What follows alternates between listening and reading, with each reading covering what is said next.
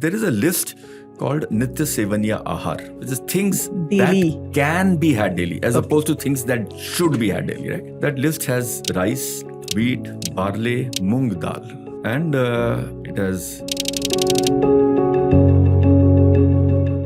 I look at something in Ayurvedic texts, I then compare it with current nutritional guidelines, and then go to the composition, the food chemistry part of it, and start looking at it, and then the bioavailability, and then the metabolic function, etc. Right? That's how in the microbiome interactions. Something very interesting you said is the sugar, which right now is being extremely villainized. Yeah, the scriptures are not giving you food that eat more of this, eat less of this. They are giving you principles, and therefore they are longer lasting. So every time I have visited an Ayurveda doctor, one of the things that he has always recommended, moong dal soup. Pretty much all legumes, very similar in profile, but there was one parameter which was really different, right, of moong versus all the others. And that was a molecule called phytic acid, which in moong was about 150 milligrams per 100 gram, whereas it was nearly 500 and higher for almost all other legumes. What does phytic acid do? Is binds very strongly to iron, to calcium, to magnesium, to zinc, and many other such minerals, right? Making them unavailable, not just from that food source, but from everything else on the plate as well. You know that India is a country where anemia is prevalent at a very high degree, right? Could this be one contributing, it can't be the only, right, contributing factor, right, that our largely vegetarian diet could be exposing us to high phytic acid levels? Mammalian metabolic strategy. I need to have very high metabolism, and I produce a lot of kids, a lot of babies at one time, and high metabolic rate and short lifespan. And then primates evolved. We will go very slow on metabolism. And we said we'll also have lower number of babies. And so what were we eating to support this? Fruits, largely plant-based, and small animals. But there's another twist which came around. Somewhere along, we started seeing that we began eating animals bigger than ourselves. To hunt something which is bigger than yourself requires that we work together. And even to consume, you need a lot of people, right? Like when you hunt something. Correct, right? So when you get to bigger game like that, what happens is you generate surplus. When we started getting excess, there is one metabolic change which happened, which is that our metabolism also increased. And therefore, there were two options: burn more or store more. We live in a world where food advice changes every week. Sugar is bad, carbs are worse, and protein is everything. But what if the answers were written centuries ago and we just stopped listening? In this episode of Good Food Talks, we sit down with Dr. Gurmeet Singh, Dean of Research at the Transdisciplinary University, TDU, a scientist who blends Ayurveda, modern nutrition, and food chemistry to decode how we should really be eating today. From the Vedic list of foods to eat every day to the surprising science behind moong dal, phytic acid, and even sugar, Dr. Gurmeet reveals how ancient food principles hold up against modern health data. This isn't a talk about trends or superfoods. It's a conversation about how to rethink food itself through science, history, and a little bit of common sense. Hi Gurmeet, welcome to Good Food Talks. Thank you. So what we do on Good Food Talks is it's a series of conversations that we are trying to have with experts like you, but coming from various walks of life and pivoting on the topic of food. It could be food, it could be water, but what is happening in today's day and age to the food that we consume? What is happening to the soil on which it's grown? What is happening to the water that we drink? Where it's coming from? So these are some of the topics that we've been covering. Mm-hmm. Your background and the work that you are doing is extremely unique. And I tried to do the intro myself, but I feel like you're going to do much better justice to this. So if you could just tell us a little bit about the work that you're doing. Yeah. So about me, I'm a chemical engineer by training, who was always interested in food, I think, growing up. And I think chemical engineering allowed me to get closer to food. And then along the journey, I spent a significant part of my career working on beverages such as tea, coffee, soy drinks, etc., which brought me even closer, looking at how they're produced, the sensorials, the organoleptics, but equally so the health aspects, the aspects that how they impacted the ecosystem where these, many of these are plantation crops, right, impact, and the livelihoods that this support, right, in that ecosystem. And that led me into thinking about what in those days I would call 360-degree goodness, right? And my thinking was that let me start a beverages company around that, since I know that category. And I registered something and created a brand called Infusions of Goodness, right? Which was a subscription model for beverages, right? To take people on a journey of what is important for us, but also equally stimulating and exciting the mind, and then goodness for all. And then I got an opportunity, which Darshanji was the Vice Chancellor of Transdisciplinary University, where I work. So I'm a professor there, where he gave me an opportunity to set up a research program, which initially we called Holistic Nutrition. And then we broadened the scope and started calling it Food Futures, right? Because that is what I felt we were trying to imagine, right? That what is the future of food? And I'll come to what do we mean by present of food and past of food, present of food, and future of food. So that's what we created from ground up. Like, I mean, there's no real foods research, there's no labs, no pilot plants. Also, what is food? How do you start looking at food, right? So our first thinking about, so that's what I do, right? I do research on food, and the dimensions and what is food has been constantly expanding, right? From food as a source of energy, right? To food as a source of nutrition, right? Which is a little longer term than energy. Energy is what I need to be able to talk to you for an hour or so. Nutrition is how I'll reach tomorrow or a few months from now. And then health, which is how I'll reach 20 years from now, 30 years from now, 40 years from now, right? And then also looking at food as how we interact with food, right? We interact with food, largely we think in terms of metabolism, right? But food is also information in some sense, we started realizing, right? Which is that, and especially that thought comes from living in a city which is the information technology headquarters, right? And so food has molecules. And those molecules, many of them are pieces of information that decide which part of our metabolism gets triggered. So in some sense, they're interacting with our DNA. So that becomes an interesting one. And then, of course, besides our health, the other aspects of how food impacts societal health, right? How food impacts planetary health, right?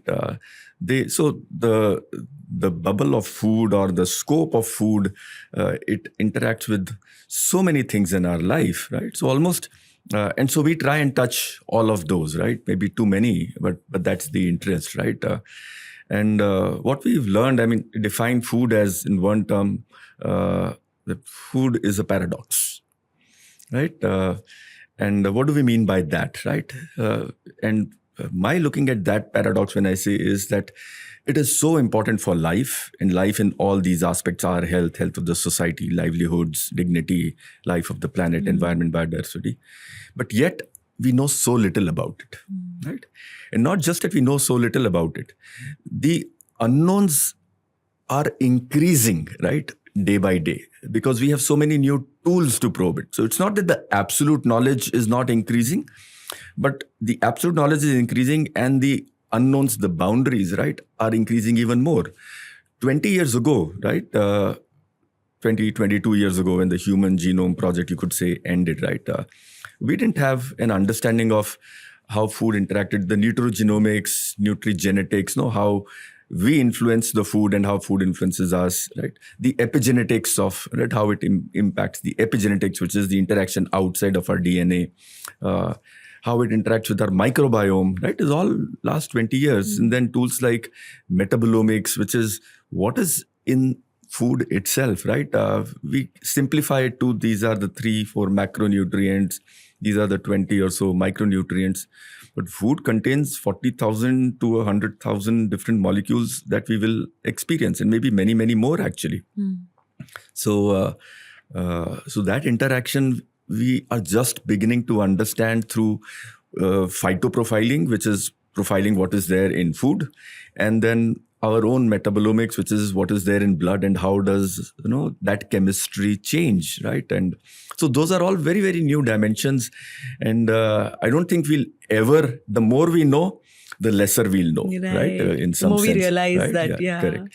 And then you place all this in the context that our environment is changing all the time. Our lifestyle is changing all the time.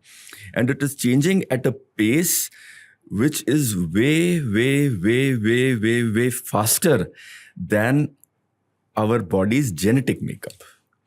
So the question is, how are we therefore able to adapt so quickly? That's like almost, what are the other systems besides our genetics that allow us to adapt so quickly, and explore some of them, and then look at how do we want to look at what should food be, right? Yeah. So can you give an example of this last point that you made, that the environment is changing so fast, and how are we adapting so quickly? Yeah. So let's look at the evolution of human diet, right? Or our food, as we call, right? Food and diet, right? I use them very interchangeably actually. So and let's go all the way back to 65 million years ago, right? The age of the dinosaurs was just coming to an end, KT extinction.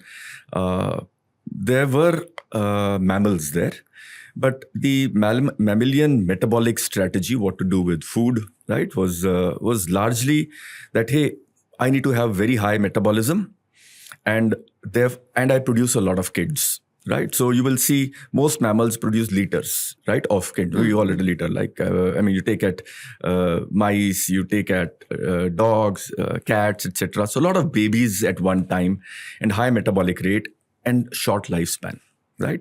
Every year I'll produce X number of babies and I die soon.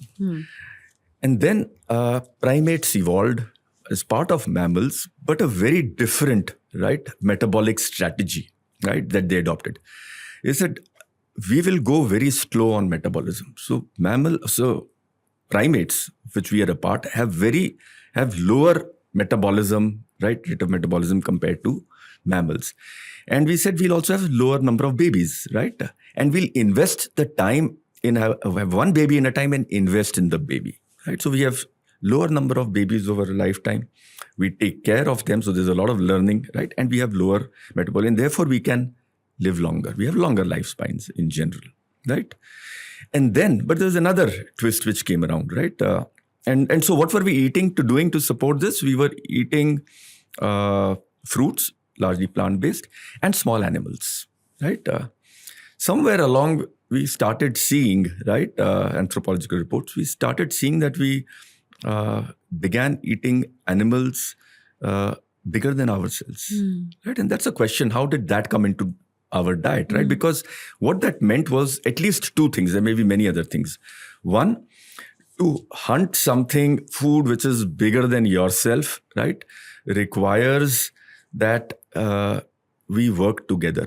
So cooperation, right, a degree of cooperation, organization, and that we have tools, right, specialized tools. It's not just many other organisms, animals hunt together in packs. We know wolves do, right, many other, right? But we were a little different, right, that we worked together as packs, but we also had tools besides our claws and things, because we started making tools, right, separately, which points to a very different level of cognition, right? Behavior, cognition for working together as a group, where we know the general tendency is to be an alpha, right, in any group. And even to consume, you need a lot of people, right? Like when you hunt something. Correct, right? So when you get to bigger game like that, what happens is you generate surplus. Yeah. And that surplus brings back. And if you have this supporting gene, right, we call the selfish gene, we probably also have a egalitarian gene, because we are creating surplus which allows us to be benevolent, right, to people who cannot go on the hunt, right? And also specifically, if we are investing in a strategy of having fewer kids, we therefore have, we have a population which we have to support for a longer period of time, because we have a lot of babies in the world, right? And therefore you need to have that excess, right? And so our whole foundational block is that we need to generate a little bit of excess, right, beyond my needs, which I can use to support my community. And the health of the community is what ensures that my genes will survive, that I will be healthier, my genes will survive. So it's a very different, right, evolution that I don't know whether other animals have followed, but humans are quite, right, rare in that sense, right? Maybe unique, but at least rare in that sense.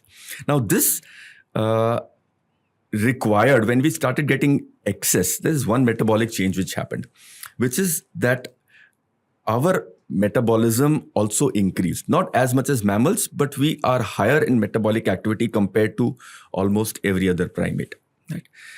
And therefore, we could eat more, right? So we could eat more because we're bringing in surplus. And therefore, there were two options: burn more or store more. And we got both those. We got a higher metabolic activity whenever we needed to do physical activity. And if there was way in excess, I also started developing the genetic makeup to be able to store more. So we are also able to store way more than almost any other primate. Right? When you say store, you mean body fat. Body fat. Body fat. Not like physically store the food. That's also another. Came, right? Yes, that also came, right? Yeah. That physical storage of food and how do you develop that? But that happens when you started settling down, which is only 10,000 years ago, right? Maybe a little bit. Usse pehle you dig a hole and you bury something, but it's not a strategic, right? Storing, right? Yeah. After 10,000, we start developing technologies for storing, right? But that happened, and therefore, we started a genetic makeup to be able to store a lot of fat, right? Our metabolic strategy as of today is designed for a physically very active being who lives largely outdoors, right? Has a shorter lifespan in the sense 35, 40 years compared to where we are. We are exposed to big environmental changes all the time, right?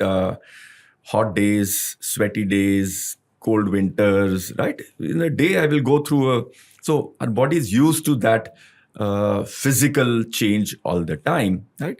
Maybe spurts of tension, some animal is attacking or something is happening, but not this chronic level of mental stress, right? Which is what we have replaced this ups and downs of physical environment with that. And therefore, we are moving into what I think you would call I use the word anti-fragility was what we were designed for, because we were exposed to all these changes. And we are now making our life very fragile because we are living in a very constant environment. People live in an AC home, right? They get into an AC bus, they go to an air-conditioned school, right? They come back. So what we are expecting, the body is not designed for uniformity, right? We can live through it, but it is making us fragile in terms of our response system. So those are big changes. So when you said, what are the our metabolic strategy is designed for physical exercise, for outdoors, getting the sun, for being able to tackle these daily and seasonal shifts, right? In things, not exposed to a lot of low-level mental stress all the time, not exposed to the kind of molecules that have now pervaded the environment that we live in, drink in, breathe in, right? Those are all different challenges that genetically we cannot have, because all these changes have happened in the last 100 years, 50 to 100 years. Because my dad was a farmer. Yeah. And what the exact thing that you are describing was his life possibly, right? Like he was out in the field all day, working on the field. Yeah. coming home only for breakfast, lunch, dinner. Yeah. Going to school meant like 4 or 5 kilometers of walk. Walk, yes. Right? Even, growing up, my school was about 5-6 kilometers from home. And I got into growing up in Delhi. So my parents put me onto, there was a straight DTC bus, Delhi Transport Corporation, the public bus, which went from our home to the school. So we got onto this bus very, very quickly. For students, it was a very, very discounted rate. And half my student life, I was running behind buses, right? And it would never stop at our school stop. And typically we would run from our stop to the next stop, which was about 1 kilometer away. And if I didn't catch, I would sometimes run all the way home, right? With the bag on my back. Yeah.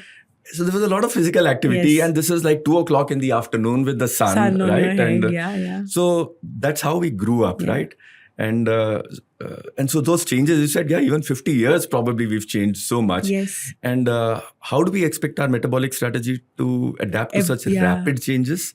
And they will keep changing even more and more rapidly, right? Yeah. My life is sedentary. Yeah. I spend most of my time sitting down, Yes. indoors, right? Today. And Even this whole QCOM wave that has happened, right? Yeah. All the quick commerce apps that have Yeah. come. Before that, at least 4 to 5 walks I would you take. do, right? Yeah. Just go to the store, bring something, come Correct. back. Even that has now completely stopped. Right. Absolutely. So we have to look at our diet. I feel still the dietary recommendations are still rooted in The physically active. Yeah, in the 1950s and 70s, ki itna calories, itna ye, whereas, and they're not considering things like, we don't understand. That's why they're not considering. We don't fully understand what is the impact of this circadian rhythm, of seasonality, of being out there in the sun, on the food I eat, because these have massive impacts in the kind of antioxidant systems that get stimulated in the body on account of food. See, food is alien to our body, right? And our body is largely, right? Every activity, it will counter everything. I almost say that think of food as, we think of our body as a perfectly aligned thing. No, it's not an aligned thing. It's like a jugaad thing. We'll pick up things from various, and every system is in turn trying to optimize itself. And then all other systems over time try and figure out how to live in this environment as best as possible, right? And still we have one system kind of hurting another system, right? So food is almost like a population which is coming from outside, and you have the first gate, which is the immigration officer at the airport, and trying to make sure nobody enters the country, right? And if somebody manages to get in, right, it largely goes to the first function, which tries to capture everything and says out. And how do you throw it out? You try and make everything that comes in as water soluble as possible, right? Because the one way to transport in the human body is bloodstream, right? And so you make it water soluble. And if it is very water soluble, likelihood is that it will not get sucked up in so many other offices around which want to trap everything which is coming in, right? They don't care that the liver is trying to throw everything out. They're saying, hey, this is passing by. I can use this talent. So let me just, absorb it into my cell. But the liver is trying to dump everything out. And the way out, finally, if it doesn't get attached to anything or absorbed anywhere, it will go out to the kidneys and dumped out the urine, right? So that's our system largely, right? Lovely metaphor. Yeah. So I look at this as that the immigration wants to throw everybody out. The companies working in the country, of course, want talent coming in, and you are always at, hey, I want, please, allow IT specialists to come in the country. I want to give them jobs. And this is, no, jobs only for locals. Please, go out, right? So body is very much like that. Right? Right. Yeah. You spoke about food futures, and you said you'll touch upon the past of food and the present of food. Can you just speak about it? So today, our program, Food Futures, we call it as food first solutions to health, where health is in its 3 dimensions: human health, societal health, which is livelihoods, and planetary health, which is around air, water, soil, biodiversity. And we say that future is about food first solutions coming. And we feel that food has the possibility to tick all the three boxes simultaneously. Which Right. is Our own health, okay. the societal health, and the planetary health, right? And such solutions which tick all the three boxes are likely to create lesser, right, problems in future. Every solution has a problem attached to it, right?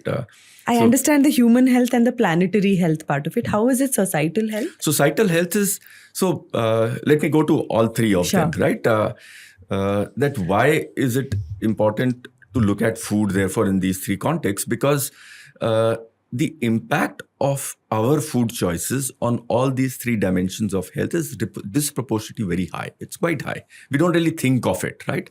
Let's just take a breakdown. Our own health, right?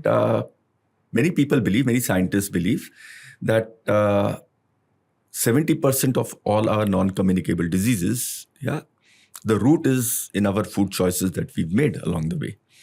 And today we know from COVID experience that these non-communicable diseases like metabolic syndrome, diabetes, etc., are comorbidities for infections, right? So it's not just NCDs, but even infectious diseases, right?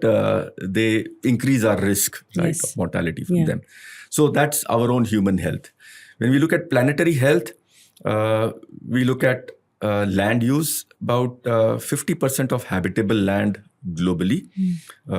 We have 150 million square kilometers of total land, right? Out of which about 100 million square kilometers is habitable, out of which about 50 million square kilometers is devoted to a food system, right? 50%. And so 50% of all habitable land. In India, it's actually 65% of all habitable. It's higher, right? Than We're global. agrarian. So, Right? Yeah.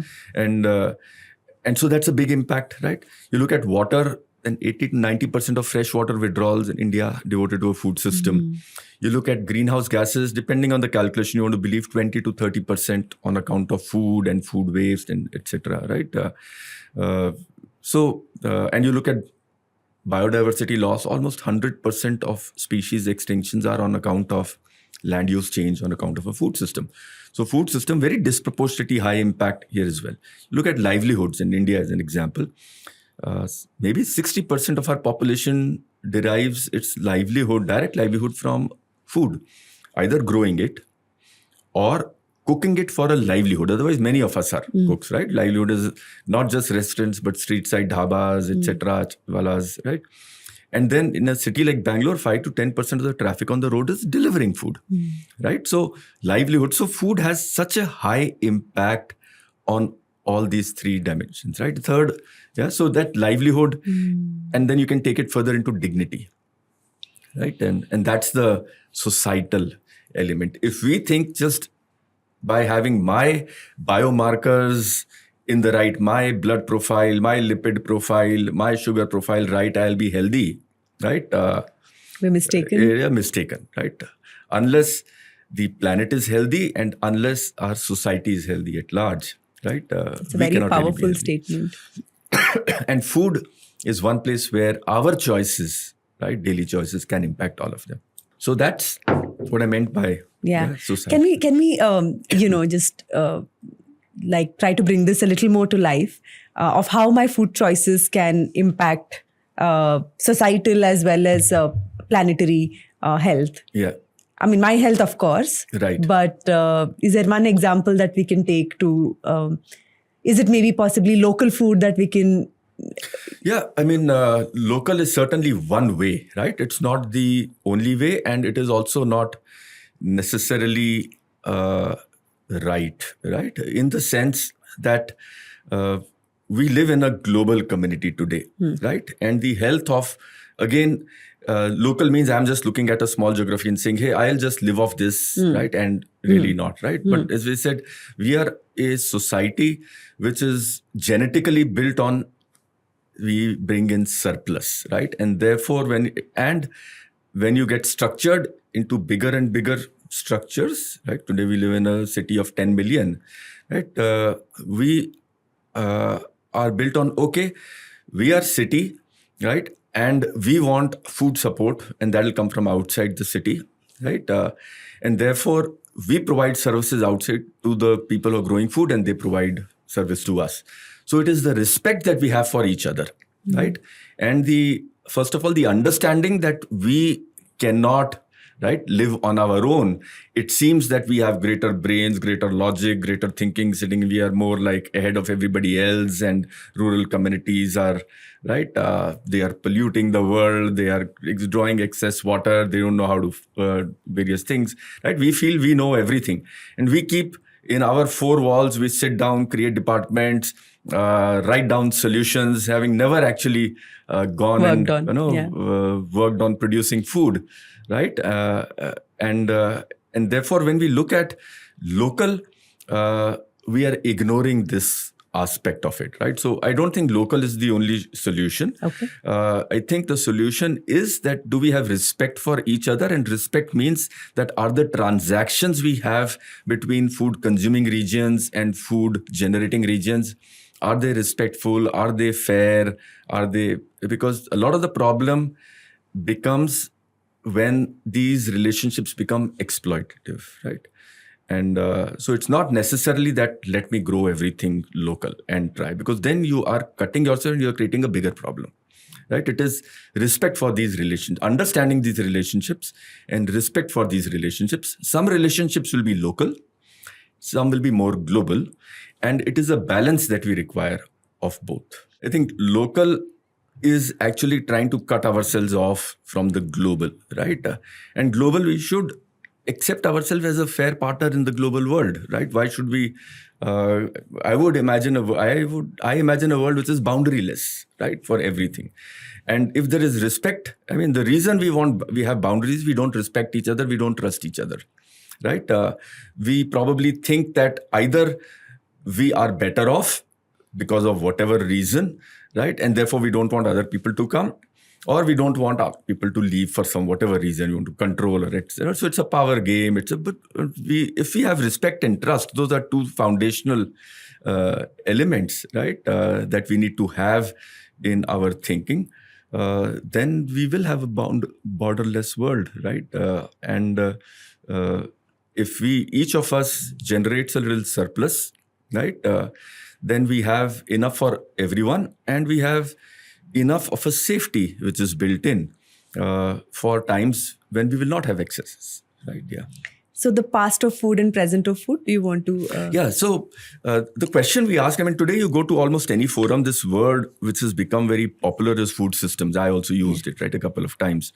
And is this the first? So the question we ask ourselves, is this the first time that we are thinking about how we should think about food and saying, hey, that we don't want an incremental change, but we want a radical change in food system, which is what we call as food system transformation, right? It is not that we are plugging a gap we have or doing incremental changes, right? It's not as the software guys living in an IT city that we are creating a software patch to fix a problem, right? We have to build a new software is what food system transformations is. And that is being voiced in almost every meeting that you go to today, right? From the United Nations down to the various governments, right? So the question is this the first time we are looking at a food system transformation? That's always, I mean, for me at least, it's a nice one. Is this the first time, or are there examples that we can learn from, right? Because that's what history and evolution is.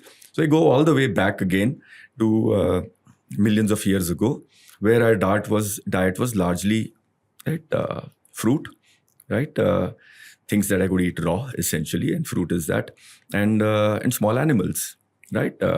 And we used to live in trees, right? And then somewhere we came down, and maybe fire helped us coming down from trees, and we expanded the range of foods that we ate. Cooperation allowed us to change our diet and get to big animals. Big animals meant that meat and marrow entered. Fire meant, and tools meant, right? Because our brains also started becoming bigger. Actually, an interesting aspect of this whole thing is because a lot of these changes required changes in cognitive ability.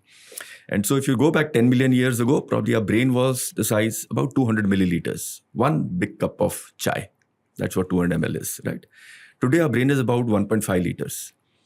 So 7 cups of chai, right? And that's right. And thinking this in the perspective that the brain is the most energy intensive aspect of our energy consumption. 1.5 liters is about 2% of a 60 kg individual, right? But consumes 20 to 25% of the total energy that we take. I mean, no wonder when we talk of we want to enter into the IT age, if you look at what US is saying, that if we are producing and consuming energy 1x today, next year we will be consuming energy 2x and the year after that 3x. Because that's what artificial intelligence requires. It is limited by energy. So the big challenge is energy, right? So our energy need has gone up, and therefore we have two options when energy need goes up, right? Either you can eat more, right? Which for us meant we have to eat all the time, but we don't do that. Right? The other is that I change my energy composition of where energy is used, right? And we decided that we will use lesser energy in our digestive system, which was actually the biggest consumer of energy, and shift the energy savings here to our brain, right? And so how do you reduce the energy in the digestive system and then shift it to the brain? Because we didn't want to eat all the time, right? In fact, our eating time, if you look at, has come down from about 8 hours, 12 hours, down to, when I do a survey of my class that I teach whose systems, most students say that they don't spend more than 1 hour, right? Eating all day long. Yeah, on eating, right? All day long. You look at most other animals, they're chewing, eating from morning to evening, right? They keep eating. We don't, right? And because of this time we have saved in eating, we can devote that time to thinking and building stories, which we then tell everybody else around us. And they like the stories, they support us with money, time, whatever, and participate in our stories. And that's what we all live in a story, right? Which we call civilization. Because somebody is telling us, this is nice, right? I like this story, and therefore I'll follow this story, right? And the reason we can sit here and talk is because we're not eating. Otherwise, right? And why are we not eating? Because we have figured out that if we were eating fruits, we would be eating every little while, right? But because we have shifted to dense foods, right? Nutrient dense foods. And I say calorie dense is part of nutrient, right? That's a big shift which has happened. When meat entered, high protein, marrow entered, high fat, we got invented tools for grains and tubers, which were starch rich, which we could pound. Cooking happened along the time, made eating and consuming all of these things easier, right? It cut down the time because we had reduced the energy that our digestive system needed. And therefore, by having tools which could slice food down, chewing time is less, cook partly outside so that my stomach enzymes, etc., can process faster. I have reduced the energy that I would have required within my body, right? In the mouth, in the stomach. Stomach is a big churner, right? And then the gut for absorption, etc. I've reduced that down, made it simpler, right? I say so those are some things which have happened as a result of, right? There are actually 4 or 5 food evolution, if you look at attributes of food which have changed, right? And many people don't like this aspect, but really evidence points to this, right? First is that our food has become denser, as I said, right? Nutrient dense. And what I mean by density is, we get full based on volume. Our stomach can hold so much. When it starts expanding, right? It says, hey, I'm full, don't eat more, right? Kind of thing. And so if I'm eating fruit is 90% water. So if my stomach can take 1 kg, let us say, right, as weight or 1 liter, right? I am eating 100 grams of nutrient stuff, including fiber, etc., 900 ml of water, right? You take bread, right? What is bread? If anybody who's cooked, everybody is cooking. You take 1 kg of flour and you have 50% water, 500 ml of water that you're adding to it, right? So that makes about 60% of solid matter and about 30-40% of water, which means 1 kg of such food, right, is about half a kg of solid matter and only 500 ml of. Water. So suddenly, in that space, I have packed in a lot more. And so I can go 5 times more, right, without till the next meal, right? Otherwise, I would be eating all the time like many animals you see around. I mean, they wake up in the morning, they're eating, and then they go to sleep all the day eating. We don't do that, right? So denser food is one. So when we look at and we are on that journey, denser and denser and denser and denser, which is why high fat, high carbohydrates, we're tuned for that as a society, right? Fighting against that is fighting against an evolutionary trend. It's not easy, right? Because our genetic makeup, our hormonal makeup is designed to hunt for that. Our societal structures are also designed for that. None of us would want to eat all day long. We want to do other things, right? Then food has become fast. It used to be slow food. It's fast food because it took a long time to digest. But every time we chop food into finer, mince it finer, right? It's becoming faster in terms of digestion, right? Otherwise, it would sit there for a long time to break it. But we've been looking for things so that we can reduce the load there and increase the load of energy consumption here, right? So we will keep on moving into that journey. And maybe, I mean, the infinite, the boundary that you see is, can food be a capsule, right? Many people do that research, right? And maybe so, who knows, right? I don't know right or wrong, but evolutionary, if you look at what's the extreme at that end and what's the boundary at that end, that's where we are heading, right? Of course, then there are other things because it is not just homeostatic, it is hedonistic also that we have, so our preferences come in, but that's the second, right? The third is we are shifting from the definition of our food needed to be safe to our food needs to be shelf stable. Safety meant it doesn't do any harm to me. Right? Yeah, immediately doesn't do harm to me, right? Yeah. So we don't eat rotten stuff, Correct. right? Because likelihood of falling ill is higher there, right? And for most of, right? But shelf stable is the moment we started living together and then storing food for the downside for winter seasons, etc. came in. And besides my body stores, which I refer to fat, we needed to store food outside. So we started looking for foods which are shelf stable. So when we say, hey, there are only 10, 15, 20 items which are giving us all, and therefore we've narrowed down, that's because these 15, 20 we have mastered in shelf stability. And if we choose to live in cities of 10 million, 20 million, 30 million, that shelf stability is a very important aspect of sustaining this kind of community that we have decided to. Otherwise, we have to disband cities and move to areas, diffused areas, so that we can live with fresher food in some sense, right? Here we have to have some foods which will provide bulk of it. And that's why wheat we can store. Rice we can store, right? But rice storing, it's another, I keep digressing here, but rice storing, we talk about an interesting aspect of whole grains khane chahiye, right? Whole grains? We should be eating whole grains, right? And therefore whole rice, right? With its bran, right? Whole rice has a shorter shelf life. Because what does whole rice mean or whole grain means? That we are not removing the bran layer. Right. Right? Because we think bran has nutrients, right? But if you take rice, bran also has significant amount of oil. Many of us have heard of rice bran oil. Right? Yes.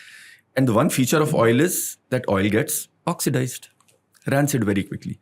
So rice with its bran will get spoiled somewhere between 3 to 6 months. If you eat this rice, you are more likely to fall ill, right, over a short period of time. And therefore, if you want to consume rice and store it for next year, you have to take the bran off, right? So bran off, the first principle of food is do no harm or minimize the harm. All food will have some harm it does to you and some good it does to you. You have to ensure the goodness outweighs the harm. And many of our practices that we feel in today's WhatsApp world are bad are actually practices which keep us safe, right? May not necessarily healthy, but at least keep us safe, right? The health part we are beginning to understand, and we will figure out a way there as well. Actually, in the case of rice, because one logic is that we are losing nutrients and therefore, right, some of the earliest evidence in tackling this came from, I saw in Sangam literature in India, right? Thousands of years ago, right? Where they were toying with, and they had developed a methodology for parboiling rice. Parboiling is you actually steam the rice, heat it with the husk intact. And the whole intention is to move the nutrients from the bran layer, make them diffuse into the central layer, right? And then you can remove the bran because you have now shifted some inside, right? It still loses the fiber. But in a country like India, where our fiber, we eat a lot of vegetables and things, we have other sources of fibers, right, which are there. This is not the only source of fiber. I think given that our physical lifestyle is reducing and becoming a sedentary lifestyle, we should not worry so much about कि मेरे diet में fiber है, as long as I'm having vegetables and pulses in my diet. We should rather reduce the cereal part of our diet from 3 chapatis to 2, from 2 to 1. We don't need that much, right? We're historically grown up being fed that extra chapati, right, by our well-thinking, well-caring mothers, right? But their lifestyle was very different to our lifestyle, right? So all respect for our parents for thinking good about us. But today, please don't put that extra chapati. Ek aur kha lo, right? So if I say I like the food, don't put another karchi of it, right? Which is the general reaction. Yes. Oh, you like it? Have this, more, right? yeah. Have more, right? So coming back to food systems where I started, I keep digressing all the time, right? So that was a big food system change when we moved from hunter-gatherer to big animals and nutrient dense, and then onto cooking, catching fire, right? And started cooking food, because that reduced the effort that we needed to digest food, but also brought millions and millions of new molecules into our daily diet. Right? Because cooking creates a lot of new molecules which are not there. It has consequences on our health, some positive, some negative, right? It releases more nutrients, but also, right, creates a lot of toxins in there. But it also improves taste, right? And therefore, right, we like it. So we stick on with it and try and make it as safe as possible by making sure things don't get charred, etc., various things, right? So that's another food system transition, massive transition, that, right? Then we started, I call this the age of poop, right? Which is that we realized that farms where you had manure, everybody realized, right? If you had animals and things grow better wherever the cow drops a piece of dung, right? Yes. But we started hunting for dung, right? And this kind of stuff. And wherever we could find deposits, right? We would dig and get them back. A lot of them were found in South America, right? Where the bird droppings had actually created mountains and mountains over billion years of evolution. And when we found that, people got rich on just bringing that, what is called as guana, right? Digging it up and bringing it on a ship and selling it to farmers.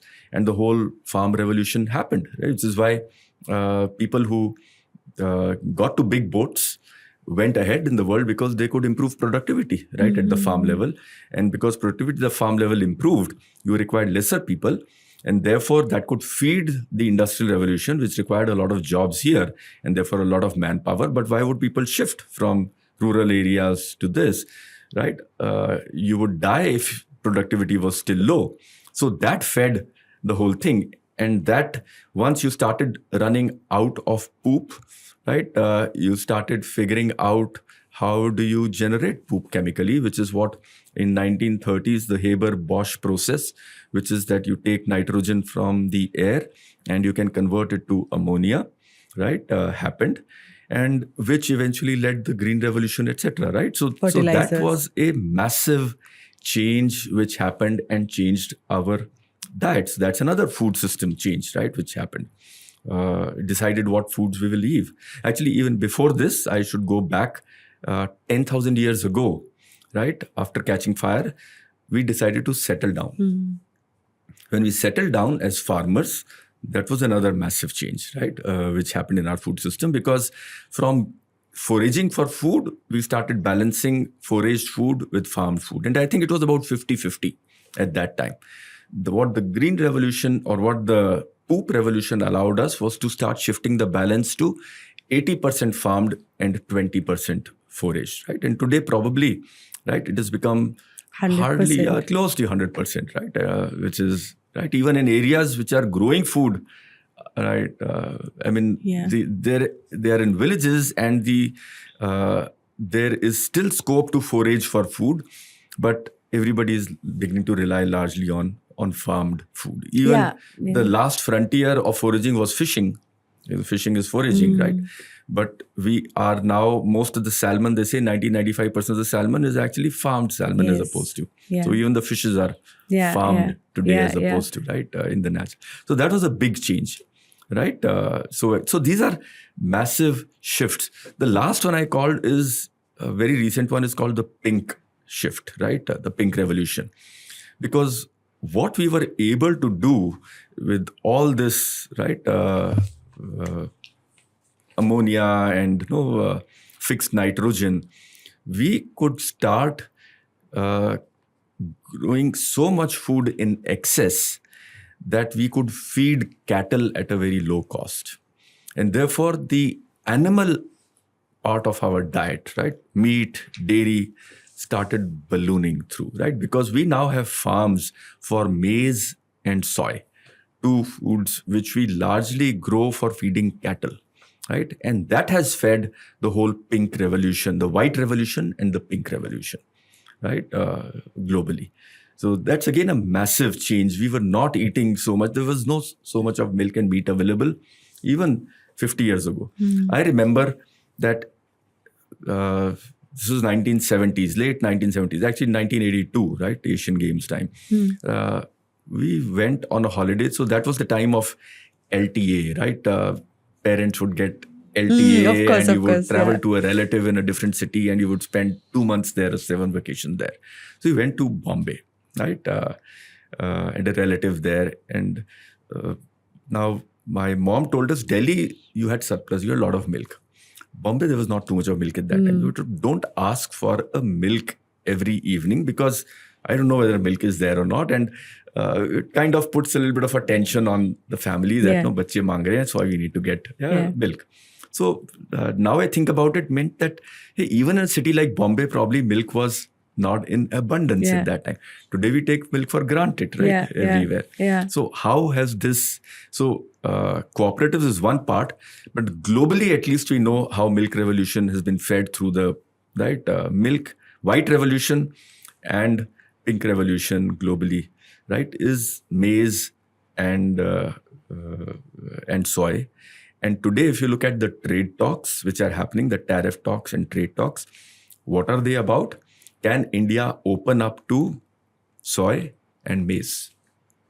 They're not talking about wheat and rice, right? Soy and maize, because India is the bigger dairy country. And if you, right, and these are foods that we will have for the cows. For our cattle, right? And so those are the big, transformations that have happened. Food transformations. So we've been having massive transformations in food systems. What we have realized now, right, is the latest transformations that we have, the last 2 transformations, which happened very quickly. You can see the other transition from 1 million years to then 10,000 years to then suddenly, right, the poop revolution was about 18th century or so, right? To the last 2 ones have happened in front of us, in my generation. And that rapid change has really, really impacted all the 3 dimensions of health. Our own health, the environment, and this. And therefore, we are all hunting for pilots. We are not ready with the solution today. Nobody can offer, right, that, hey, take this the risk of taking a new transformation on cities or our is too much. And so we're not willing to jump into one, and we are trying out various pilots, right? Akshayakalpa is one of those pilots, and I'm hopeful that they'll be successful, and at least we'll have a big role in it. And there'll always be multiple, right? I feel that food systems of the future will probably have 3 pillars. There will be the farmed pillar, the 2-dimensional farmed pillar. Then there will be a pillar of regenerative, right? Food systems, right? Which is what I think Akshayakalpa is all about, right? The 3rd pillar will be of a fermenter pillar. And when I say fermenter, I'm not talking about fermented food. I'm talking about things like we will have dairy proteins engineered into a microbe and having those proteins being made, some desirable fats being into a microbe and doing this, algal cultures, fungal cultures, mammalian meat, cultured meat, etc. So those kind of fermentations for food, so fermenter foods, right, as opposed to fermented foods, right, will also play a role into the future. And many of us get worried about, hey, this seems very alien to us, right? Space age to us. This is a wrong trend. You go back to 10,000 years. We today populate very different kind of geographies, right? We came out of tropics, which had fruit all year long, right? Then we moved into colder climes where there was fruit in good seasons, and then winters where there was no food, right? And therefore we started storing food in our body as adipose to live through the cold winters, right? And then we moved to areas all the way to Greenland, right? All seafood diet, right? When we settled down into farmers, we could not digest milk, but we suddenly could domesticate some animals. And we could have milk daily, and some of us developed that genetic makeup to be able to digest that milk, lactose tolerance, right? That gave an advantage over time from that first person who had this mutant, right, behavior to now half the population of the world being able to digest milk. Shows that evolutionary, this is a favored trend that we are going through. So we adapted all these food systems. Were not just changes in the way we sourced; they changed us as well, right?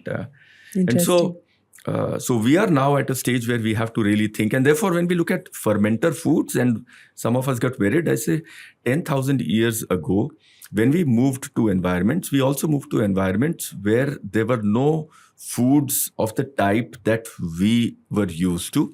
There were very high cellulosic materials which were there.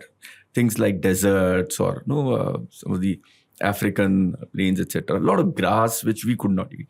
So we could not either cook them or digest them. But we found there was a reactor which could do that. And that the reactor was the stomach of a cattle. Yeah. So we take cellulosic matter, and that gets converted into meat, marrow, milk. And cow dung. And cow dung that we then eat. And consume in different ways, yeah. So when did the work with Ayurveda begin for you, in terms of, you told us, like when we did the call, that you went through the scriptures and you left the medicine part of Ayurvedic scriptures out. You only focused on the food-based, any mentions that were connected to food. And you found about 4,000 such mentions. Correct. And then there was science that you applied to. Did you apply them to all, or did you apply them to a few? But that's the research that you started at the university, right? Right. Yeah. When and how did that start? When I joined this university, right? So I'd been working on, as I said, largely on tea and somewhat on coffee and soy, right? But largely on tea. And thinking about broader on food, right? And when I met Darshanji, our Vice Chancellor, he told me that there are 6,500 medicinal plants, right? And I've looked at the business of this versus the business of tea, and I realized almost that the business of tea, one plant was bigger than the business of all these that time. Yeah. Right? That's not very long ago, about 10 years ago, right? And so the question is, how can one plant become so big. And here we have so many plants, like turmeric is there, amla is there, shatavari is there, ashwagandha is there, brahmi is there. How come none of them have become this 100 billion business, right? There's so much of scope. So that interested me, right? And I came here, right? And as I said, when I came here, it was about looking at how do you make these bigger, was my first thinking, right? What is it that I can, bringing the learning from the tea industry, the innovations that have happened over the last 5,000 years in tea, right? Which started with 1 cup of tea being tasted by Shen Nung in the forests of Yunnan, to half the population, with about 4 billion people drinking 3 cups of tea every single day. Right? That can't happen on its own. There are a lot of innovations which happen. And how can those learnings, right, be translated into some of the local other botanicals? Tea is also local, by the way. Many people think it's come from outside. It is local. Oh, right? okay. Right? If we consider Northeast as local, then it is local to India. Right? So, and we've been drinking tea way before the Britishers, right? So, Britishers helped industrialize the tea and bring the price down. But we've been drinking tea way before that. That's why we call it chai, right? The Britishers call it tea. Yes. Right? If they taught us tea, then we would be calling it tea. Right? And there's nice reports on that and studies on that on the web if somebody searches. So I came to this university and started. That was my initial thing. But as I said, eventually it evolved into this food futures thing, that can food solve some of the big challenges, global challenges on our health, the environmental health, the societal health. And so where do you begin, right? So this idea is good, but where do you begin is the next question. Right. And for us, our university, the idea was 2 things. You begin with local ecosystem resources and the knowledge associated with it, right? And the knowledge associated with traditional knowledge, we say, right? So that's where, that's the starting point for us. And I thought that was a really wonderful starting point. I always wanted to explore that. And the university gave the opportunity to start there because it had spent 30 years of it, right? They documenting all this material, right? From texts, Ayurveda texts, Siddha, Unani, Swarikpa, which is the Tibetan system, and a lot of folk literature. When I say 6,500 species are documented for medicinal use in a database that we had, something which started by funding from Tata Trusts, long ago, right? Tatas have done wonderful job in funding many of these things over and very silently, right? They don't talk about this at all. But so that 6,500, if you look at a breakup, about 1,200 or so have come from Ayurveda. Another 900 from Siddha and then Unani, and right. But a bulk of it, 3,500 or 4,000, have come from folk literature, which are the non-codified, right, texts. The others are codified systems of medicine, right? Folk is what we consider as non-codified. Well, maybe referenced, because we got every piece of, every species needed to be referenced. So there needed to be a printed, referenceable, right, source to it, rather than just an anecdotal. Anecdotal is fair, but our database has not gone into, I think there are things beyond 6,500 if we start accommodating that as well, right? So that was the source, and because the methodologies were there, when we started looking at food, those methodologies helped us in creating what we called as the integrative food database, which is where we started, right? Okay. So we started by asking scholars, because we want to go to codified here, because codified information is a little different in the sense that food information comes along with a lot of metadata. What I call metadata is not just how do you cook it, but what are the benefits of these ingredients, right? What season to eat it with, what else to eat it with, what body type is this preferred for? So this is all metadata which is not there in other sources. And this metadata for so many different food items. So we said, let us document that, any information on food. So we went to scholars and very quickly we got to, Sanskrit books. So we went to Sanskrit scholars. They gave us a list of about 20, 30 books, right? 20 books, but because of multiple volumes, maybe about 32 books or so. And then we had them. They also told us some decision rules, right? Because the focus was on food, as to when these decision rules, right? Anybody you give the job to, give them along with these books, these decision rules. Right. That ended in about 4,000 or so excerpts, paragraphs, pages, shlokas, whatever you want to call them. Right. Deduplication ke baad, that was about 2,500 or so, right? Okay. Along with all the metadata, right, that we had in our database. So that was a starting point. And that becomes the starting source when we say local ecosystem resources and associated knowledge, right? For us, this was the local ecosystem resource. For many of these, we had also information on where are these plants local to. Right. And so you could actually get down to geographical, right, dispersion of. So every time I have visited an Ayurveda doctor, one of the like my problem could be anything. One of the things that he has always recommended, he's at Ramaya Hospital, is one of the famous Ayurveda doctors in Bangalore. Gigi. Yes, Yeah. yes, Gangadhar Nair. Right, yeah. Is that right? Yeah. So he has recommended moong dal soup for any problem that I go with. Yeah. Is there any, based on the work that you've done, is there any, why do they suggest moong dal for everything? Yeah, so once we had the database, right, we could start deconstructing the information in light of the knowledge of food that we have created till recent times, right? Through what we call as modern science, right? So, and we could synthesize and integrate, right? So, one of the things, advisories which is given globally, whether you go to National Institute of Nutrition's Dietary Guidelines, which is India's, or European guidelines, or USDA American guidelines, almost everybody now is saying it. The guidelines in the last 10 years have been eat more legumes, right? Eat more pulses specifically. So we had this database, so we went and looked at what's the guidance given on pulses, right? And we found that there is a list called Nitya Sevaniya Ahar, right? Which is things daily. That can be had daily, as opposed to things that should be had daily, right? Just things which can be had daily, right?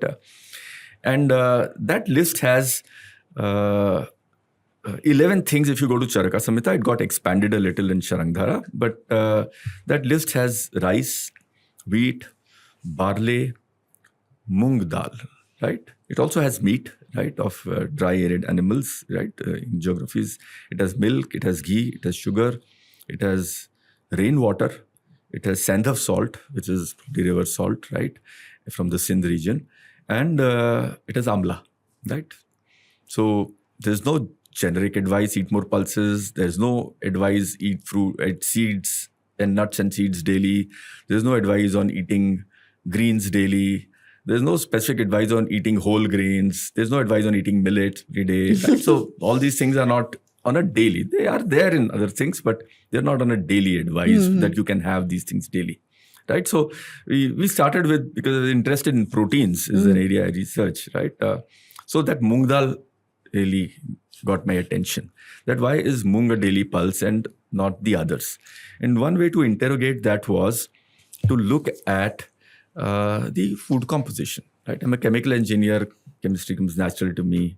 And so I'm not an Ayurveda doctor. I'm not trained in Ayurveda. I can't read Sanskrit, right? So my knowledge of Veda is through my colleagues, very knowledgeable colleagues who sit with me as faculty at TDU, because that's the other advantage that I have at TDU, right, is the colleagues that you have, the ecosystem you have, right? It respects all knowledge sources, right, equally, right? Nice.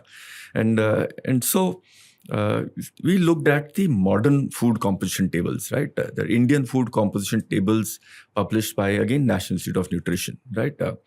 And there are 184 parameters there. No, the proximate analysis, protein, fat content, amino acid profile, mineral content, polyphenol profile, etc., etc. There's one. So we found that pretty much all legumes, right, very similar in profile of most things, right? Protein is very similar, and most of the other things were very similar. But there was one parameter, actually two, but one parameter which was really different, right, of moong versus all the others. And that was a molecule called phytic acid, right? Which in moong was about 150 milligrams per 100 gram of dal, dry weight of dal. Whereas it was nearly 500 and higher for almost all other, right, legumes. Okay. And also for cereals, also for nuts and seeds, right? Any grains as such and seeds. So we said, hey, that seems interesting that this is different. What does phytic acid do, right? So go and read the literature, scientific literature today, and the evidence is very clear that phytic acid, which is actually the storehouse of phosphorus, which is extremely important for all living species, right, binds very strongly to iron, to calcium, to magnesium, to zinc, and many other such minerals, divalent minerals, right? Making them unavailable, not just from that food source, but from everything else on the plate as well. So you need to be consuming lesser phytic acid. Phytic acid in the diet. Right? But you need to still be consuming phytic acid. You can't get rid of it completely. And there are some reports it also has, everything has a benefit also and has a negative also. So we need to optimize. Right. But what are the levels which are generally advised, right? Less than 1,000 milligrams, maybe less than 700 milligrams. Yeah. Many countries like Norway, Finland, maybe they have 300, 400 milligrams because very little plant diet, right? Probably. So that was interesting. And especially iron came up and we had a program around iron. And we know that India is a country where anemia is prevalent at a very high degree, right? Nearly 50%, right? At some point of a time. And so could this be one contributing? It can't be the only, right, contributing factor. People recognize it, right? Yeah. But it's not very overtly stated that our largely vegetarian diet could be exposing us to high phytic acid levels. Now, we did a very small, so it's not a representative study. We did a very small 40 people diet evaluation, very in-depth diet evaluation, where we found that most people had 1,500 to 2,500 milligrams of phytic acid, right, in their diet. And when we look at the dietary guidelines and we calculate the phytic acid level in them, it's about 2,000. And if the recommendation on whole grains and millets is added to it, it bumps up to about 2,500 milligrams, right, further. So that was, right, interesting, Shocking. right? So because we work on proteins and we look at proteins, we try and extract proteins from plant sources. Our next question was, where does phytic acid go when we extract proteins from plants? So just like we extract protein from milk, right?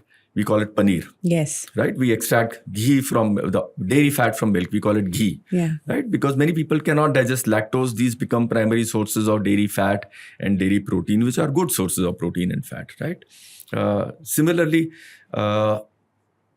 if you want a low carbohydrate diet from plant and you want adequate protein from plants, one of the thinking is that can we follow similar principles that we've applied to dairy to pulses, right? That is, we make a soup, extract the proteins into the liquid, then get them to coagulate and make a protein powder, right? Which is what soy protein powder is, right? It's like the paneer kind of equivalent of, right? And done very similar process that you change the pH to get the coagulation done like you would in milk, the curdling is done, right? So we said, where is the phytic acid going, right? And we found a lot of the phytic acid actually comes along with the proteins. Right. Therefore, if consumers are going to be shifting to a more than necessary, see, in the normal world, there's only so much of pulses I can consume because otherwise it causes stomach cramps and things. So I can't go overboard.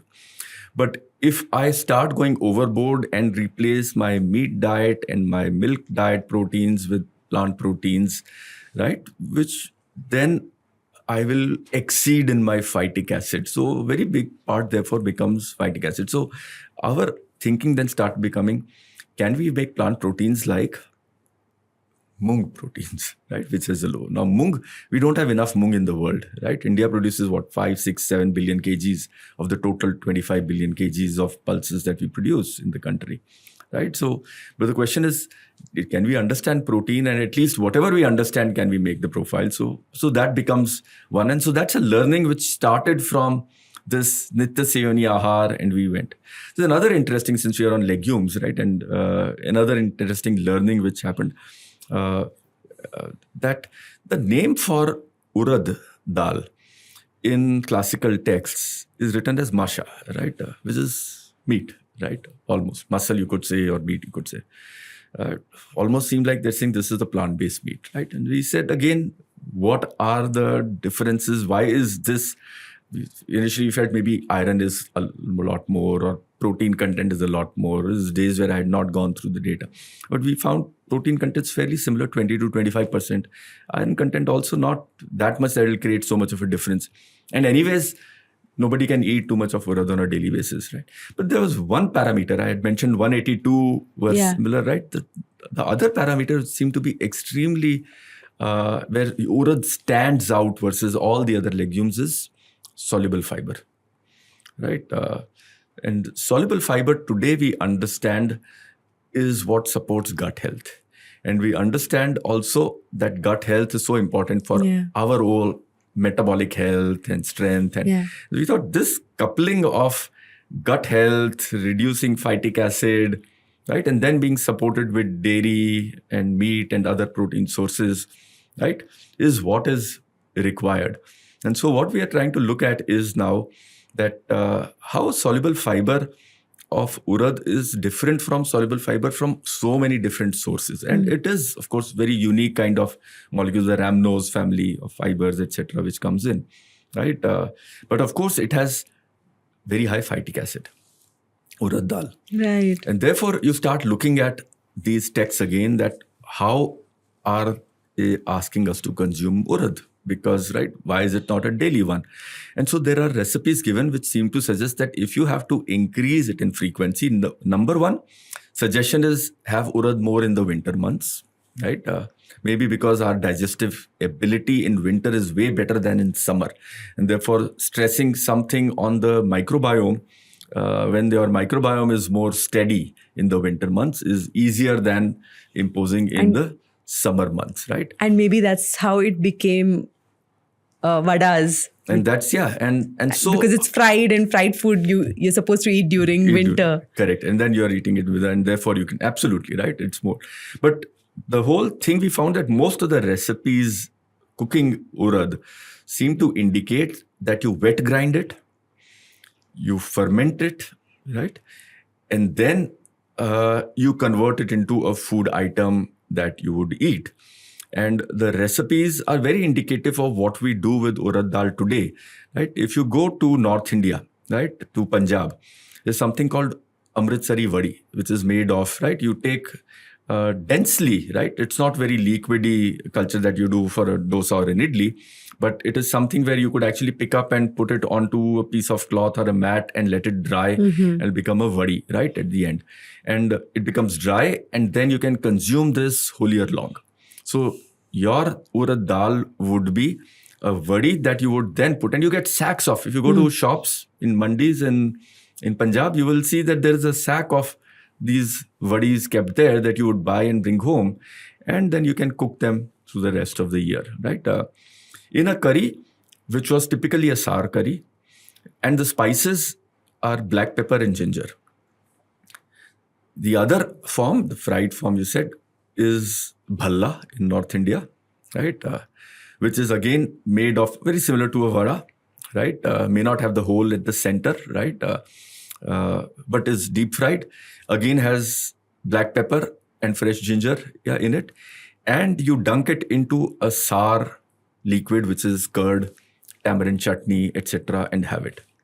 And you come up down south to the original recipes of urad dal, again fermented, right? And fried into a vada that is dunked into, most of the recipes suggest kanji, which is the fermented acidic rice water, right? Which is today also evolved into sambar, which is again, right, acidified with tamarind, tomatoes or whatever, right, in the pH. So these seem to be the norms. Fermenting, which seems to get the phytic acid down. Maybe the ginger and the black pepper, which improve digestive power, also take care of the stomach cramping and the intestinal cramping that may happen because of the raffinose family of sugars which are there. right? The indigestibles which are there can carry the load, relax the intestine so that the soluble fibers can be digested, right? And and having the sour ingredients which again take care of the phytic acid, etc. while cooking. So I think those recipes help us, right, get to this. And so what we learned from this whole exercise was that today our food guidelines are a lot, the emphasis on ingredients. If you look at Indian guidelines, Yes. 250 grams of cereals, 85 grams of pulses, 300 ml of dairy, right? And 35 grams of nuts and seeds, etc. Whereas the guidelines in our classical texts like Ayurveda include, along with the ingredient, the culinary science part of it, right? And it seems to suggest that a lot of the foods in their native form, the raw form, at best do no damage, but mostly, right, can damage us. And therefore, this Kalpana, as the word which is used is Kalpana, right, which is the equivalent of processing, right, today, right, is important to do the transformations which will convert these ingredients into nutritious and wholesome foods. Today, we find this word processing as a very bad word, right? But processing is cooking at scale, right? And that transformation is essential, whether we do at the kitchen end or we do at a large scale, which is a big cooking pot under controlled conditions. But so our dietary guidelines, I feel, should be accompanied by culinary information as well. Should also include, so it starts getting complex therefore, seasonality, right? I spoke about Urad dal. Almost every food item is categorized along with the season and the form also. So when we come to say dairy, for example, right? I mean, another interesting fact in this Nitya Sevaniya Ahar was there's milk and there is ghee separate, which seems to suggest that there is probably from milk, I cannot get sufficient fat, dairy fat, because there's a limit to how much I can drink on account of lactose and carbohydrates and other calories, right, that come along with it. But I do need to have almost like a whole food supplement, right, of dairy fat separately. So there must be something in that dairy fat, right, which I need to consume at a certain amount, and therefore ghee is listed separately as well. And what is that something? Well, you look at so there are many such things, right, which are very unique to dairy fat, which are not there in plant fats, right, plant oils. I'll refer to a few of them, but there are many others, right. One is short chain fatty acids, right, which is butyric acid, which is why we call butter, right, butyric acid. This is a C4. See, fatty acids are carbon. What is fat or oil, right? It is a triglyceride, which is, there is a glycerol, a 3-carbon sugar, and there's a long chain of carbon attached, which is an acid group at the end, COOH group, right? So fatty acids, but because fatty acids, if it is just a long chain of fatty acid, it is very reactive and gets oxidized very quickly.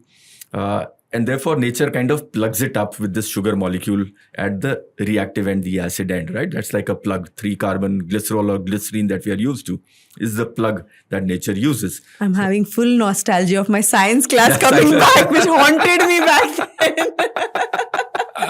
So I'm haunting you, right? No, I wish my professor was like you. So C4 is one of, and these fatty acids have different lengths, right? And we are beginning to understand that each fatty acid plays not just a role in terms of calories or insulation, but many of them have other functions, right, which are very important functions. So butyric acid, for example, has a function of that it is a antioxidant and it can also pass the blood-brain barrier and therefore useful in the brain, right, in that sense. And so today we talk about that we should eat more soluble fiber. Everybody is eating fiber, right? Why? Right. One was our classical definition of fiber when I studied in school was that fiber is the jhadu, right? It'll make sure that everything, right, that the bowel movements keep going. But today we know is that fiber, the soluble fiber, is food for our microbiome. Without enough soluble fiber, my microbiome goes hungry and it starts eating me, right? And therefore, I need to have this. The other thing is that this fiber, when the microbe eats, everything that eats also excretes. So what it excretes is short chain fatty acids, propionic acid, butyric acid, right? The C3, C4. These then become food for the cells lining my intestine. And if my gut has to be healthy, my cells lining my intestine is healthy, but that place, there is no sugar available very easily, right? But what is available is short chain fatty acids, which is the excreta of the microbes living there. And we live off that excreta. Some of this short chain fatty acid also gets into the blood, which then circulates around and can, as I said, cross the blood-brain barrier as well, small, right? So now, not everybody has a good gut. Also, I guess there was some understanding we generated that, hey, if I eat ghees, we seem to be healthier. Brain health seems to come out so high up. We've done actually, again, another literature search on just ghee and saying, what are all the mentions of ghee? And one of my PhD students did that. It's also a publication right, in a journal. And what all functions has this been, benefits are associated? And the number one benefit has been associated with brain health. Number two is gut health. Wow. Right? And so that told us that, hey, there's something good, and short chain fatty acid seems to be it, right? Is one of those components. And short chain fatty acid, right? If it is in our diet, it can be absorbed directly from the small intestine and get into the blood, right? So it doesn't need to rely on your microbiome. And if we are challenged in our gut microbiome and have a diet where I cannot consume too much of fiber, because hey, half the world cannot consume too much of fiber, they get cramps, right? So in fact, many are suggested diets, FODMAP, if serious levels of problems of the gut, to cut out a lot of fiber sources from your diet, right? So short chain fatty acids, if they are so essential, they bypass the gut. You don't need the microbiome to do that. So it kind of supplements or complements. So maybe that is one reason, right, for why dairy fat is advised. So it's thought of so right high up in the nutrient hierarchy.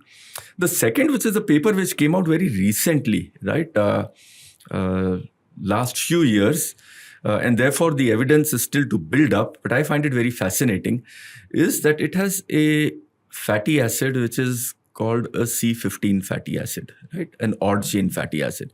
Now, odd chain fatty acids are produced by microbes. Plants can't produce it, right? Humans can't produce it. Our liver also produces fatty acids, largely palmitic acid. So, odd chain fatty acid, this is the unique thing that if you have it in your diet, it also enters into our cell membrane because our cell membranes are made of fatty acids, right? Either coming from our diet or coming from the liver also makes some fatty acids, right? And cell membrane is the boundary of every cell. We have 30 trillion cells in our boundary, right? And these cells have to be flexible. They have to be solid, but they also have to be flexible, right?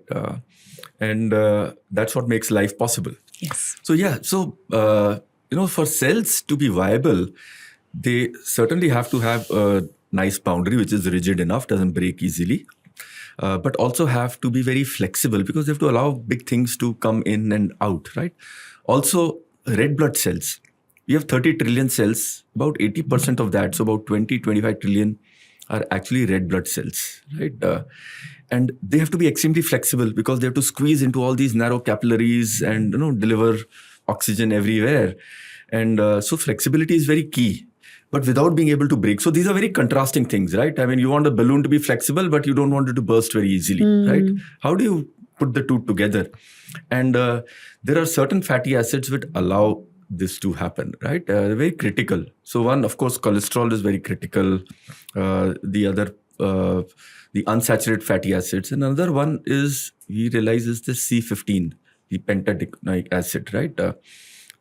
Which is critical, right, in our cell membranes. It helps these cells from being less fragile while still maintaining their integrity.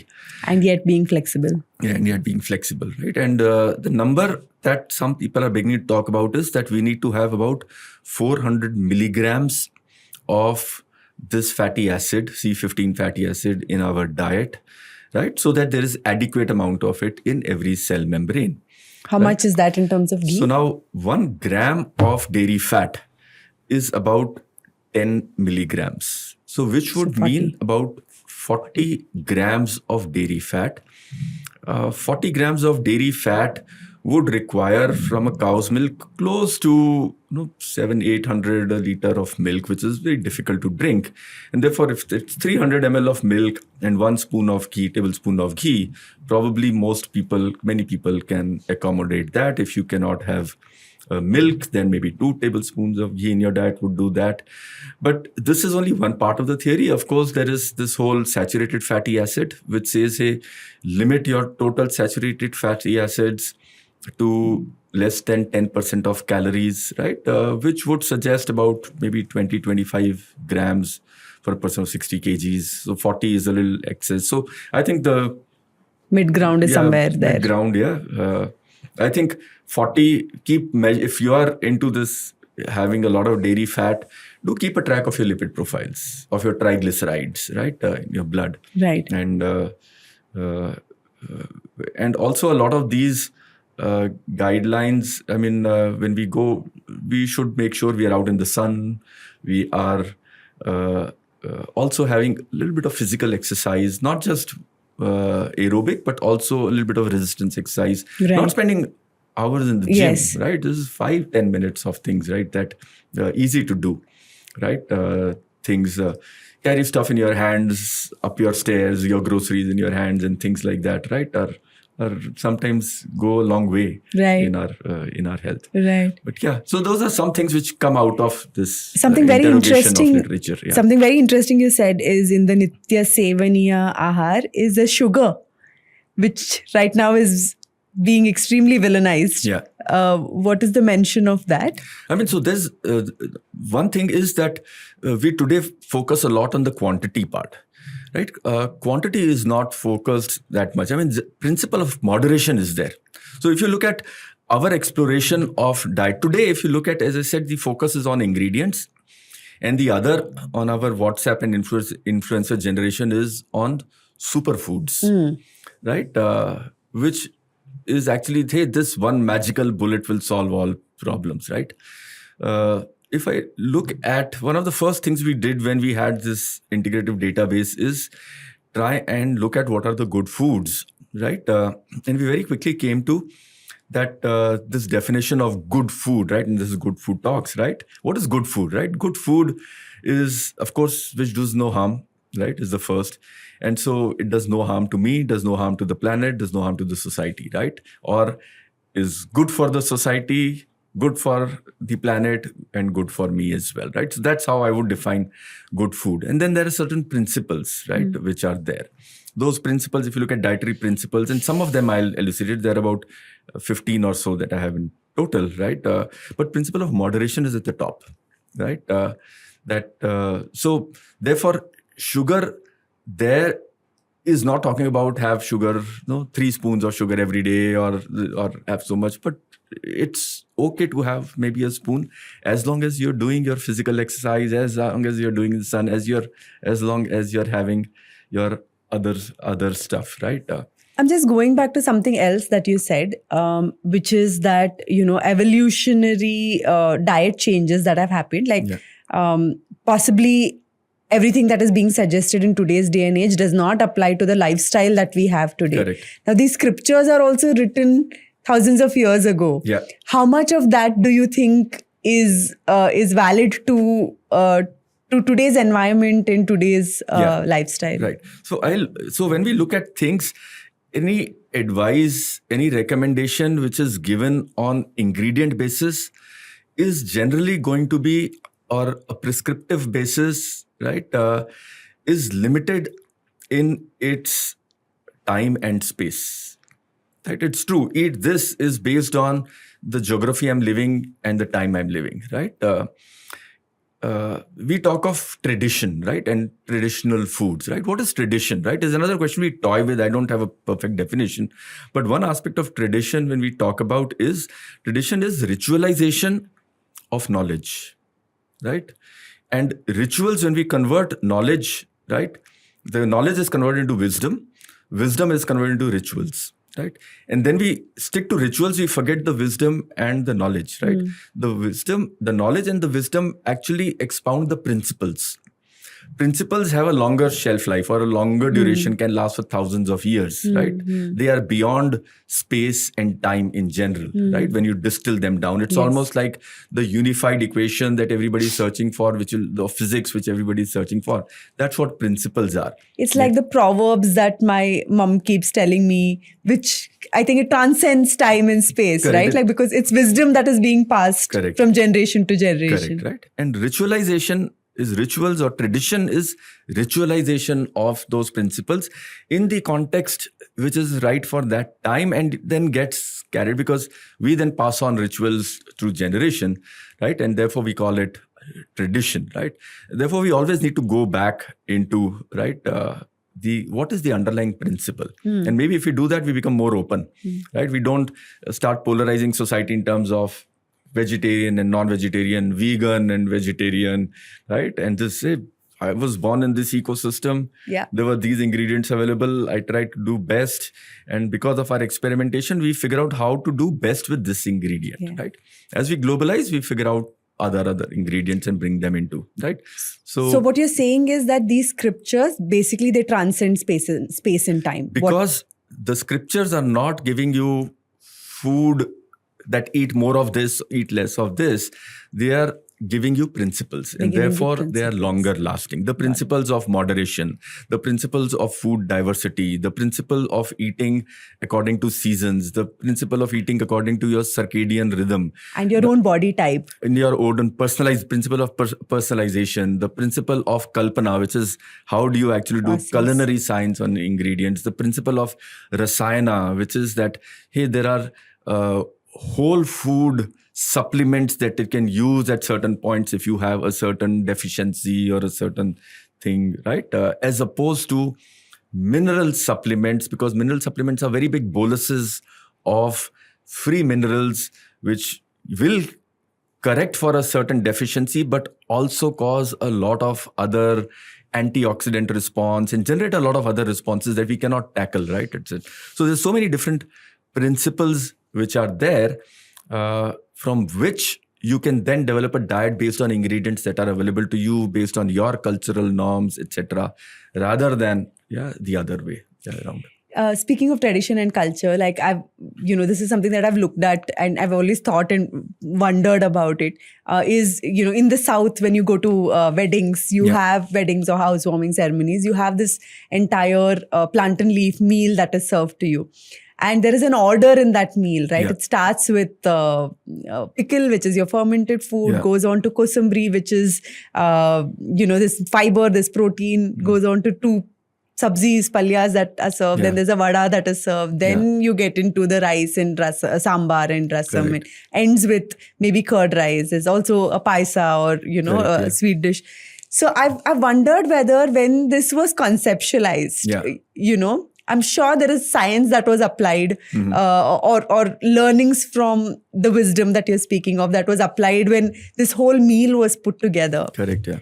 So, two interesting things come out of this. So one, I mentioned principle of diversity, right? And today we speak in terms of diversity. If you go to read diversity and scientific publications, they talk about food groups, right? Diversity. The diversity in our classical texts, right, talks about rasa diversity. And what is rasa? Rasa is the in-mouth experience. That's how you experience food.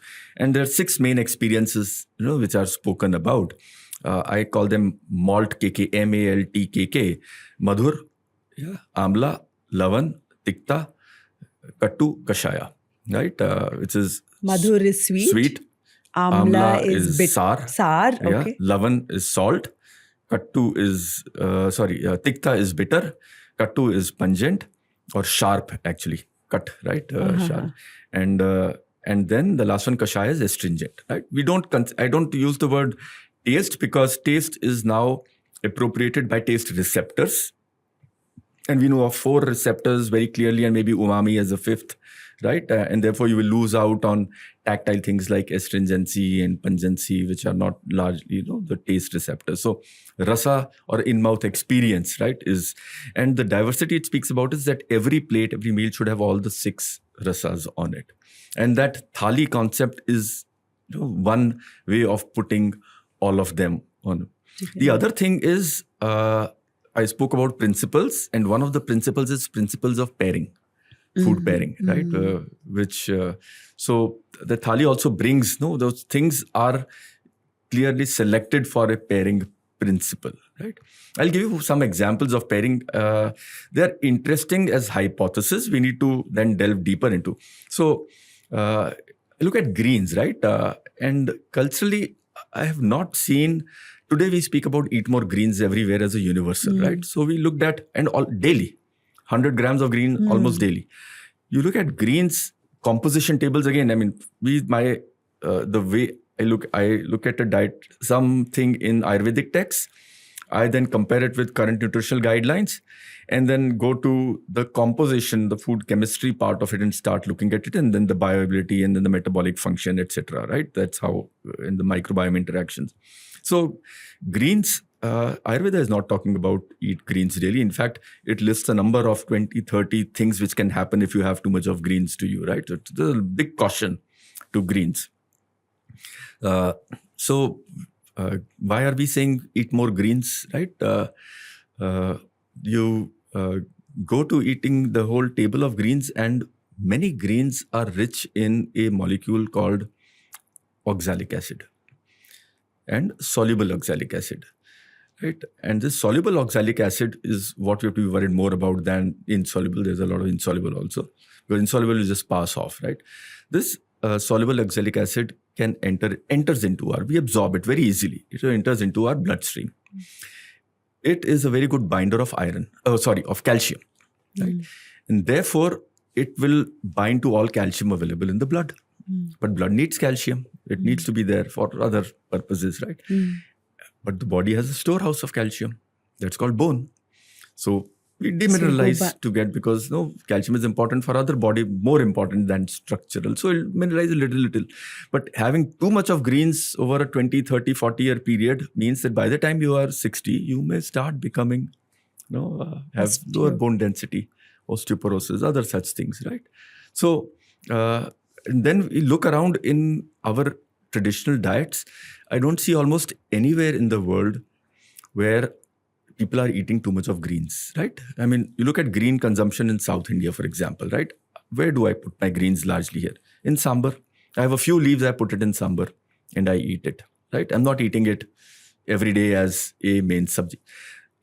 Right now, I have at least only one culture in the world where green is eaten a lot and is center of the plate. And that is Punjab, right? Sarson da saag, saag paneer, right? Methi aloo, right? And it is, right? And maybe a little bit of Kashmir where haq, etc. are also, right? So that all northern belt. It's a lot of. And we would imagine, therefore, there's a lot of iron and stuff. And maybe that's the reason where people are stronger, etc. But hey, there's a huge amount of, the literature says that oxalic acid should not be more than 100, 200, 300 milligrams on a daily basis. 100 grams of fresh weight of spinach has more than 1,000 milligrams of soluble. So people who are drinking smoothies of spinach every day, because that's become a trend, right? Be very careful, right, of what it is doing to monitor these calcium levels and your bone densities, etc. Or switch to other greens. There are greens which can be had at a higher, because methi, right, has only about 20-30 milligrams. How about moringa? Moringa is on the higher side, right? Okay. So we have to be cautious with moringa. Moringa is, that's another superfood which... Yeah, so that's why superfoods are a very, very... should not park everything into one bucket, right? So some greens are used as chutneys, right? Because some cooking, some bleaching. So some of the recipes on greens in Ayurveda are cook them in buttermilk, blanch them in buttermilk almost, right? So we start thinking, okay, what does buttermilk do? Yeah. Buttermilk also has calcium. Yes. Any dairy has calcium, right? And therefore, that will bind to the soluble oxalic acid during the cooking process, make it unavailable, and therefore it will not get absorbed, right? You look at pesto, right? Yeah. Pesto is made with basil leaf, which has a reasonable amount of, right? Oxalic acid. But you add cheese to it, right? If you And it binds. do not add dairy cheese to it and say, I will make a vegan cheese to it and make it, now there's no calcium. Because calcium is there only in the dairy cheese part, not in the other. Then you are cutting down on the traditional recipe of a pesto. You look at where the thing is the main course, right? As I said, you have to therefore look at the plate. What is along with this big dollop of saag is a even bigger bowl of curd, right? So saag is always with curd. And what does curd have? Calcium, right? Another big place where we found the same story, the cultures which have a pan ka patta every day. Pan ka patta is very, very high in oxalates, even higher than... But what do you put on the pan? Chuna. Right? Which is all calcium. Which is calcium also. So that's a hypothesis, right? Right now it'll take time to prove. No, but it shows inherently how, right, these things, and when we take things in isolation, restaurant mein, I feel always your saag dish should come with a curd automatically. Yeah. Why is a restaurant only having this dish in isolation and not having a curd along? It has to be paired with that, right? Yeah. No, but what is the benefit of having so much of spinach or greens or even that pan? See, it gives, so there are other, and that's, I do not have a full answer for it, but green leafy vegetables have a lot of fiber, right? So that's one source of fiber. It also has things like folic acid and a few vitamins which will survive the cooking temperatures because a lot of the nutrients get destroyed. And if you are having with sour ingredients, right? That's why probably we put greens and sour ingredients like sambar, etc. Some of the mineral absorption is better, right? From there. So therefore, having these things become, right? You get, but you have to look at the whole diet and not this thing in isolation. It is not a Popeye story who eats like dunks spinach and then grows muscles and then fights, right? We reduce spinach, has a lot of iron, and therefore, right, let's increase the greens per se, right, as a smoothie. Doesn't translate. Most of the iron in the spinach, almost none of it is available because it's bound to polyphenols, etc. So I don't look at green leafy vegetables really as sources of minerals or vitamins because we have to cook them to death to eat them. Otherwise, they get stuck and some of them can be blanched and eaten, the softer ones, right? But a lot of them you have to cook, right, appreciably. Yeah. So I always think of raw food as a good source of vitamins, right? Which is fruits, right? So I don't like coupling fruits and vegetables into one group. Yeah. There's fruits, there's vegetables. Yeah. Things you can eat raw and things you have to cook. Yeah. You have to cook more. A lot of the vitamin nutrients will get destroyed. Right? What about, all these like things that are coming in powdered form? Yeah. Amla powder, Brahmi powder, moringa also is one of the things that's now coming in powdered form. Yeah. How is how is that to the body? So I think a powdered form is okay because finally we are taking the powder form and then putting it into a matrix, right? And therefore we are ensuring that the nutrients are not delivered in a bolus, right? Bolus, I mean as a big chunk, right? Which I would get if I'm having a mineral capsule, like an iron tablet, right? 100 milligrams of iron or 60 milligrams suddenly, or a cold drink, right? 100 grams of sugar right there and then, right? Yeah. So our body is not designed for big boluses. Right? There is probably a reason why we have teeth, 32 teeth, right? that most of our nutrition should come from chewing food, which means solid food is what we decided for most of our nutrition. And when we have solid food versus only liquid food, right, then the nutrients are released slowly, and our whole genetics, our whole makeup, absorption, metabolism can take a certain load, right? It says we can take 1 gram of sugar per minute, right? So if 100 grams are reaching in 5 minutes as in a drink, a juice, a drink, right? Suddenly that bolus I will absorb maybe, right? Because my sugar molecule can piggyback on other things and bypass some of the systems and the controls that are there. And then it jams up the other traffic points, the metabolic traffic, the mitochondrial traffic points, etc. And therefore, when those things get jammed up, it starts converting into excess fat, right? And then that fat builds up. So things, for another day, maybe there's the whole story of hibernation and why I find Kumbhakaran such an interesting example of a person who slept a lot and then got up one day in a year and ate and drank and then slept. So what was his diet? How could he live 364 days, live 364 without eating, right? Oh, tell us. So, I mean, these are interesting things, right? When you look at stories of Rishi Munis who could do tapasya without eating anything for years, right? Kumbhakaran who could go on this, right? Sleep for so long and yet be so strong, right? What must he been eating? What was the metabolism of people who did tapasya for so many days without eating? Maybe years is an exaggeration, but they must have been doing for, right, a longer period of time. And you then get into the studies which people have done, scientists have done on animals which are hibernating, right?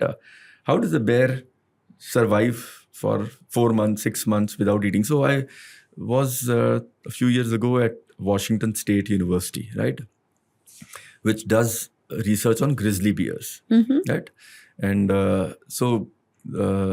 and they had grizzly bears there in a place, and there were boards outside on his diet about. And what it mentioned, very interesting thing was that normally they are salmon eaters and other things, non-veg eaters. But the time when they have to hibernate, they start preparing, they up their diet many fold, like 10, 100 fold. So they're eating like 1,000 kgs of food at that time. And that food shifts to fruits and honey, right, from meat. And you wonder why that happens, right? And then you read more literature as to what happens. And you realize that these fruits and honey are rich in fructose.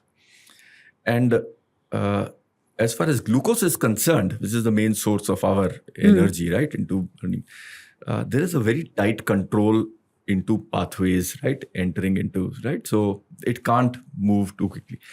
Fructose bypasses many of those controls, right? And reaches a certain point. It also uses up a lot of phosphorus in doing so, right? The glucose in its digestion or metabolism uses lesser phosphorus compared to fructose. It almost uses double the phosphorus, right? And this reaches a point where it bypasses the control, and therefore it can, now my mitochondria is loaded. I have accumulated so much of this, it shunts it towards fat, what is called as de novo lipogenesis, right? And that's why if I have to put on fat, probably it is an hibernating animal, I most likely am shifting to a very high fructose diet. And did Because Kumbhakaran will do allow that? me very quickly Yeah. to build in a huge amount of fat. And that fat then allows me to sleep. And I get two things from it by burning that fat: energy and water. Because those are two things I require to live, right? And was Kumbhakaran's diet similar? Yeah, I mean, the literature is very biased, so I haven't gotten to the exact diet. But yeah, a lot of, I mean, so it doesn't seem to suggest a lot of fruit or this, but it seems to suggest a lot of meat and drinks. But I mean, that is our imagination of an evil person, probably, right? And trying to vilify. Right? I'm guessing somewhere there must be a more interesting food that he's eating, which helps him, right, So to nice. survive. So you've spoken about eating 30 different types of vegetables in a week. Why is variety so important? And, in our day-to-day, the way we are living right now, where there's pretty much a dal sabzi, dal chawal or dal roti and one sabzi that we make. How do we kind of make sure that these 30 vegetables get into our daily diet? Yeah. So I think this principle of diversity I spoke about, right? From a Ayurvedic perspective, it is a Shad Rasa Ahar, or the 6 rasas that you should have. And if you're following that 6 rasas, I don't think there is too much of it. I think Indian diets, we get the 6 rasas. We started... Even in today's day and age? Even in today's day and age, I feel a lot of us do get. So that 30 thing comes from a study done on the human microbiome, where they compared, so it's largely a Western microbiome, right? More than 10,000 people but around the world, but largely from America and Europe, right? Where they found this work led by University of California, Santa Barbara, Rob Knight's group, right? Where they found, by looking at the diets of people and comparing with the microbiome, that the people who ate 30 or more plants in a week, right, were exposed to, had a more diverse microbiome compared to those who had less than 10, right, in some sense, right? And it can be fruits and vegetables. Yeah, fruits, vegetables, cereals, pulses, etc. And in the Indian context, I will also put in spices, etc., because we have reasonable amount of spices, etc., that we add a week, right? So that comes from there.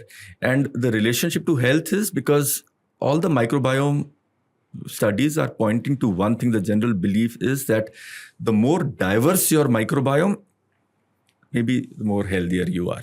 Got it. Right? And therefore, eating a more diverse diet leads to a more diverse microbiome, right? And therefore, you are healthier. Yeah. And we take it back a step further in a university, that if you have to have a diverse plate, then you also need diverse ecosystems, right? And therefore, you need to extend it back to a healthy garden or a healthy forest or whatever you want to call it. So healthy garden, healthy diets, right? Healthy gardens, healthy kitchens, healthy diets, because the kitchen part is going to transform that diversity into the right form, and then healthy lives. So that's the staging connects. But we did a little bit of analysis. For example, our hospital diet, right? What are we serving? The 7 days, right? 3 meals and 2 small snacks in the day. And we found we had about, I think, 70 or so different exposures, 70 or so plants over that period. So it was a very diverse diet, right? Most of us, I think, have a reasonable amount of diversity in our diet. And in those fruits and vegetables, spices, everything that you've spoken about, like, is there anything that in your work which is going to finding the difference between organic versus... Yeah. So that's an interesting one. We would like to do that, right? Okay. In the sense there's literature pointing to that the nutrients of things which are grown in regenerative ecosystems, so beyond organic, right? Of course, organic is yes. one form of regenerative ecosystem. There's a different profile of nutrients, also a different profile of molecules such as nitrates, etc., right? Which, when we have fertilizer-fed diets, the nitrate levels may be too much, right? And therefore, they may not be too nice. Over regular consumption of such high nitrate foods may not be too nice. So there are a number of aspects. Of course, the other aspects are about the soil health and the environment, livelihoods. But I think a lot more funding has to go unbiased view, where people start off, it's okay, whatever, right? Because whatever studies you will see of people trying to compare nutrients grown from regenerative ecosystems or organic ecosystems versus others, we found very little differences. But because we can only measure a few things, so it's not fair to conclude on, I think all the studies say, hey, this is too preliminary a work, right? This is not conclusive. We do need to. And I think we need to go beyond the few things that those small sponsored studies have been able to do into larger phytoprofiling kind of studies, right? To be able to, and especially look at things like nitrates, etc., right? Which get into food. Because the normal plant gets its food, a lot of its food, it is getting through the microbiome of the soil. Yes. Right? And when we add chemicals, it is Dead. bypassing that microbiome and getting direct. So the forms of the molecules will be very different. Yes. And our current understanding is that the form of the molecule, it's not just the molecule, it's the form of that molecule, the speciation, what else it exists with, is the critical part.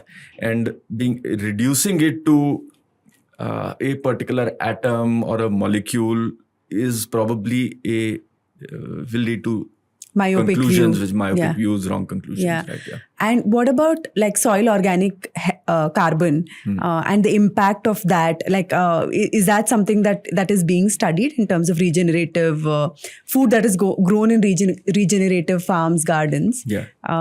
So we have a pilot we have created, which was called a food forest, right? We're looking at it in terms of this. So food forest is trying to, our initial thinking was just as this forest harbors a number of species. So we have about 4,000 square foot of area where we have 75 plus wild edibles. So species, different species of plants are more, right? And we wanted to create it into a food forest as a experience center for our students. Go pluck wild edibles, forage, right? We think foraging should be there in our lives, right? Yeah. If there are such micro ecosystems around the city, I keep dreaming that Bangalore should have 1,000 small food forests. This is not too much, 5,000 square foot, where one weekend rather than going to a mall, I take my kids to walk to a food and you're allowed to pluck things, bring back home, cook, right? Some of these and eat. This is not calorie rich. This is diversity of things, right? Or garnishes and things which you bring back. So we are running this kind of a pilot. We talk of it as a food forest, and we think forest ecosystem is a little different from a farmed ecosystem because the point we are trying to get across is farmed systems are two-dimensional, forests are three-dimensional. So two-dimensional systems that we are creating are competitive models, right? That one thing competes against the other because it's a two-dimensional plane. And therefore, to get something I want, I have to take everything which is competing with it out of the system. So weeds, etc., have to be out, right? It's a three-dimensional system is a cooperative system, right? Everything there plays a role in maintaining that system, right? It's providing a certain ecosystem, right? Service.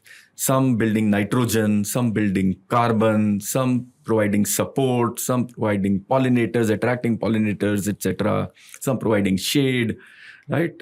So all these support services are important if you want to create resilient ecosystems. So this is integrated. It's also called integrated farming. It's called integrated farming, right? Yeah. Right. Okay. Okay. And it builds the concept of this along with foraging, right? That we should not lose our connect with foraging, right? Yes. It probably does connect back with our evolution and our hormonal makeup, our genetic makeup, right? And if chronic stress is a big thing, maybe such exercises can. And what we have lately been trying to do is, can this system become also a livelihood model, right? We're looking at a very, very basic level of livelihood model, essentially coming from the tea industry, which I'm familiar with, where we find that, what is tea? Tea is a fresh green leafy vegetable, 2 leaves and a bud that you pick up, right? Every so often, every 2 weeks or every 1 week, depending on the growing season. And then you convert into a food. If you go to Myanmar, it's a salad almost like a daily basis. Other parts, we infuse it out and drink it. Many parts of the world, long winters like Tibet, etc. This was the leafy vegetable that you had. There's no other vegetable. This was the only one that you have on your plate. The small growers who do it a little more sustainably and we're not looking at yield, are able to generate about, say, 10,000 kgs of green leaf per hectare, right? 1 hectare is 100,000 square feet, right? Approximately. So 10,000 means 100 kgs per 1,000 square foot, right? Of fresh green leafy vegetables. And that's a sustainable, no input kind of a model. Right? Is it no input? Because from what I have read, tea farms need the highest glyphosate. If you have to go beyond that, 3,000-4,000 kgs, right? I mean, so you are getting to multifold of that, you do require, right? But at this range, you may not require, right? So there are enough gardens around that range between 5,000 and 10,000 kgs. So that's 100 kgs of edible biomass that you can get from 1,000 square foot over a year, which is 50 weeks, which basically means 100 kgs you can get from 1,000 square foot, which means 1,000 square foot can give you 2 kg biomass per week, right? If you have rightly. It's not too much, right? So that's what we are trying to look at, that 2 kg of edible biomass from this in a wild ecosystem. If you have one amla tree, they'll give you 50 to 100 kgs of one amla in a year, right? So pura ek hi fruit tree se mil jata hai. And if you have other things growing into the thing with the amla plantation is that you are going into a non-resilient ecosystem. We are saying, how can this be a resilient ecosystem? Yeah. But I don't think this 2 kg biomass, I think you can easily get to 4-5 in a very sustainable. So we have a zero input model, right? How do you build resilience? We say, one, to build resilience, you have to look at local plants. So we are researching this aspect. How do you build a resilient regenerative ecosystem and also provide livelihood? So local. So we have a database where if you give us a GPS location in India, we'll suggest you 50 species of wild edibles which are native to local to your GPS, right? Because the thinking is that if they are native, they can survive the extremities of weather in that geography. I bring exotic, I need to provide the protection. If they are native, they will be able to the agroclimatic condition will there, correct? Okay. So that's one, right? That you do. Second is the diversity that you need to populate so that they can support each other to build a resilient. Third is, of course, the layering thing that you can, so that everybody is, there's many more places to look at rather than this 2-dimensional sun and soil model, that we have for growing and so on. So we have a few principles that we feel feel that they build resilience, and we are studying them. And the parameters we study, part of that is the soil carbon. We started at a piece of land, which was a degraded piece of land, had somewhere between 0.3 and 0.5% carbon, right? I think we've doubled it, right, in the 2 years. And our target is that, can we get it up to 5%? Right, because I think if we can get up to 5%, we are holding enough water in that soil to manage the dry months, which are increasing in. Right, I mean, our calculation shows that in terms of quantity of water, that 1,000 such, right? Bangalore is, I know about. So if 1,000 hectares, and Bangalore is probably 100,000 hectares, some numbers even larger.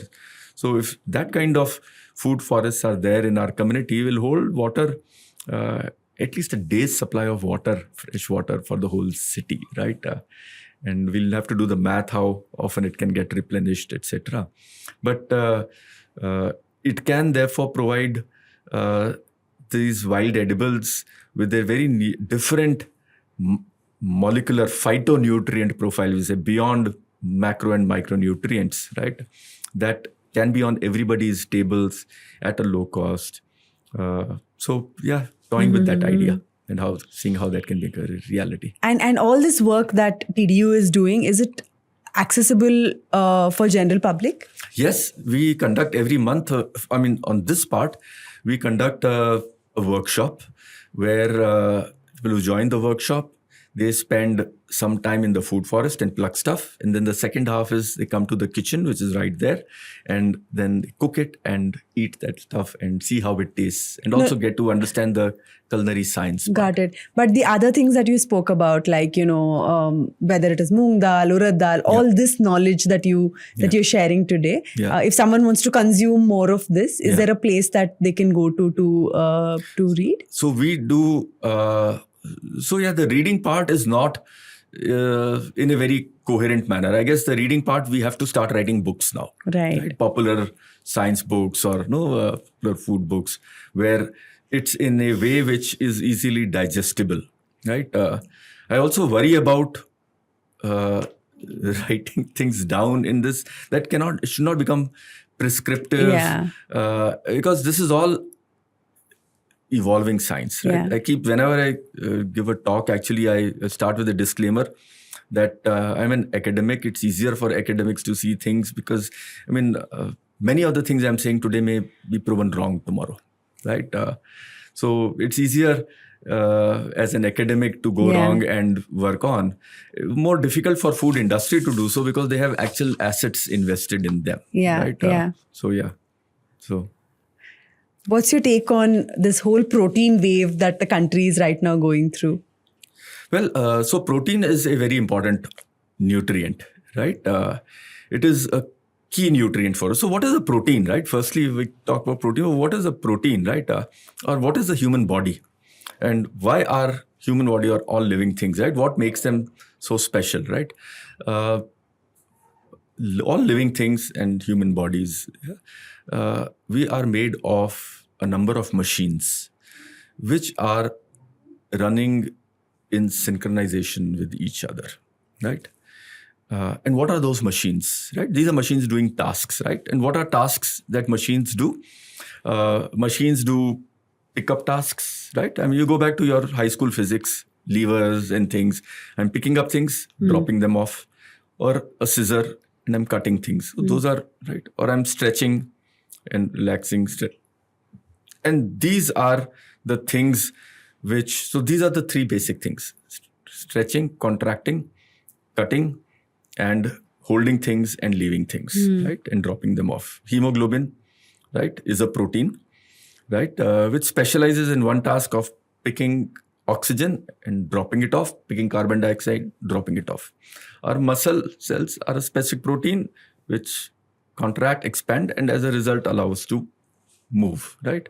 Our digestive enzymes like amylase and things, which are the salivary enzymes, they are adept at cutting things, right? They take molecules of, take a molecule of starch and they cut down into all the way down. Eventually, other enzymes participate to cut down to free glucose so they can absorb.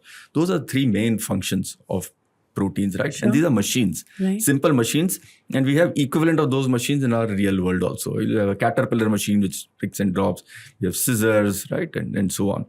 So what makes these machines possible, right? Because all these machines require flexibility. They need to do one task repeatedly and then they'll break down. Just like all machines. Scissor cuts, and after a million such operations will break down. So it needs a flexibility, right, to be able to do. It needs a special recognition. So this flexibility comes from what we call as a peptide joint, right, which is a carbon-nitrogen joint. That's what nature selected, all life selected on almost every living organism. So because this joint is flexible, but it is also very solid and doesn't get broken down. Otherwise, I'll keep breaking it down. Other fighting organisms will come and target it, right? So nitrogen is key to this, right? And nitrogen is, where does nitrogen come from? Life forms can largely use nitrogen, which is fixed, which is that this nitrogen, this carbon, whatever you want to use, has to be kind of connected with a hydrogen to make it an organic molecule, right? And then most of us know how to use it. Where is nitrogen in the universe? Largely in the air, right? As a gas. As N2, nitrogen connected with a triple bond. One of the most unbreakable bonds in the environment. Requires a huge amount of force to get broken down. And unless it is broken down, it cannot combine with oxygen or nitrogen and become available for life, right? So where is such energy available in the universe which can break down this In the soil. nitrogen? No, this energy, if you look at, is available in lightning. Intense, sharp, right? That can break down nitrogen. And once it's broken down, there are other atoms, molecules, and maybe some of it will bind down. And therefore, nitrogen comes down as nitric oxide or other such things and comes on. And that's how maybe life started evolving right out. Maybe that is why I say that almost no matter which culture you go to in the world, they will always have a god of thunder and lightning. Right? In India, there is Indra, and Avengers world, Thor. Right? Yeah. So, because without that, life would not have been possible. So we all respect, right?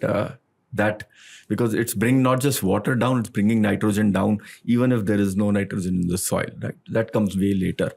Right? So this is very intensive, right? There are microbes in the soil which now have developed the ability to do this and fix nitrogen for us. And most of us rely on these two things.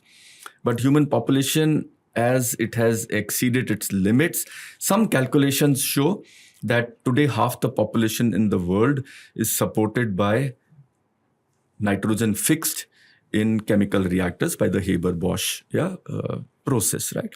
So we need this source of nitrogen, right, to build all the machines. And there are other things also like our DNA, etc. Everything almost uses nitrogen. So we require a daily, right, source of this.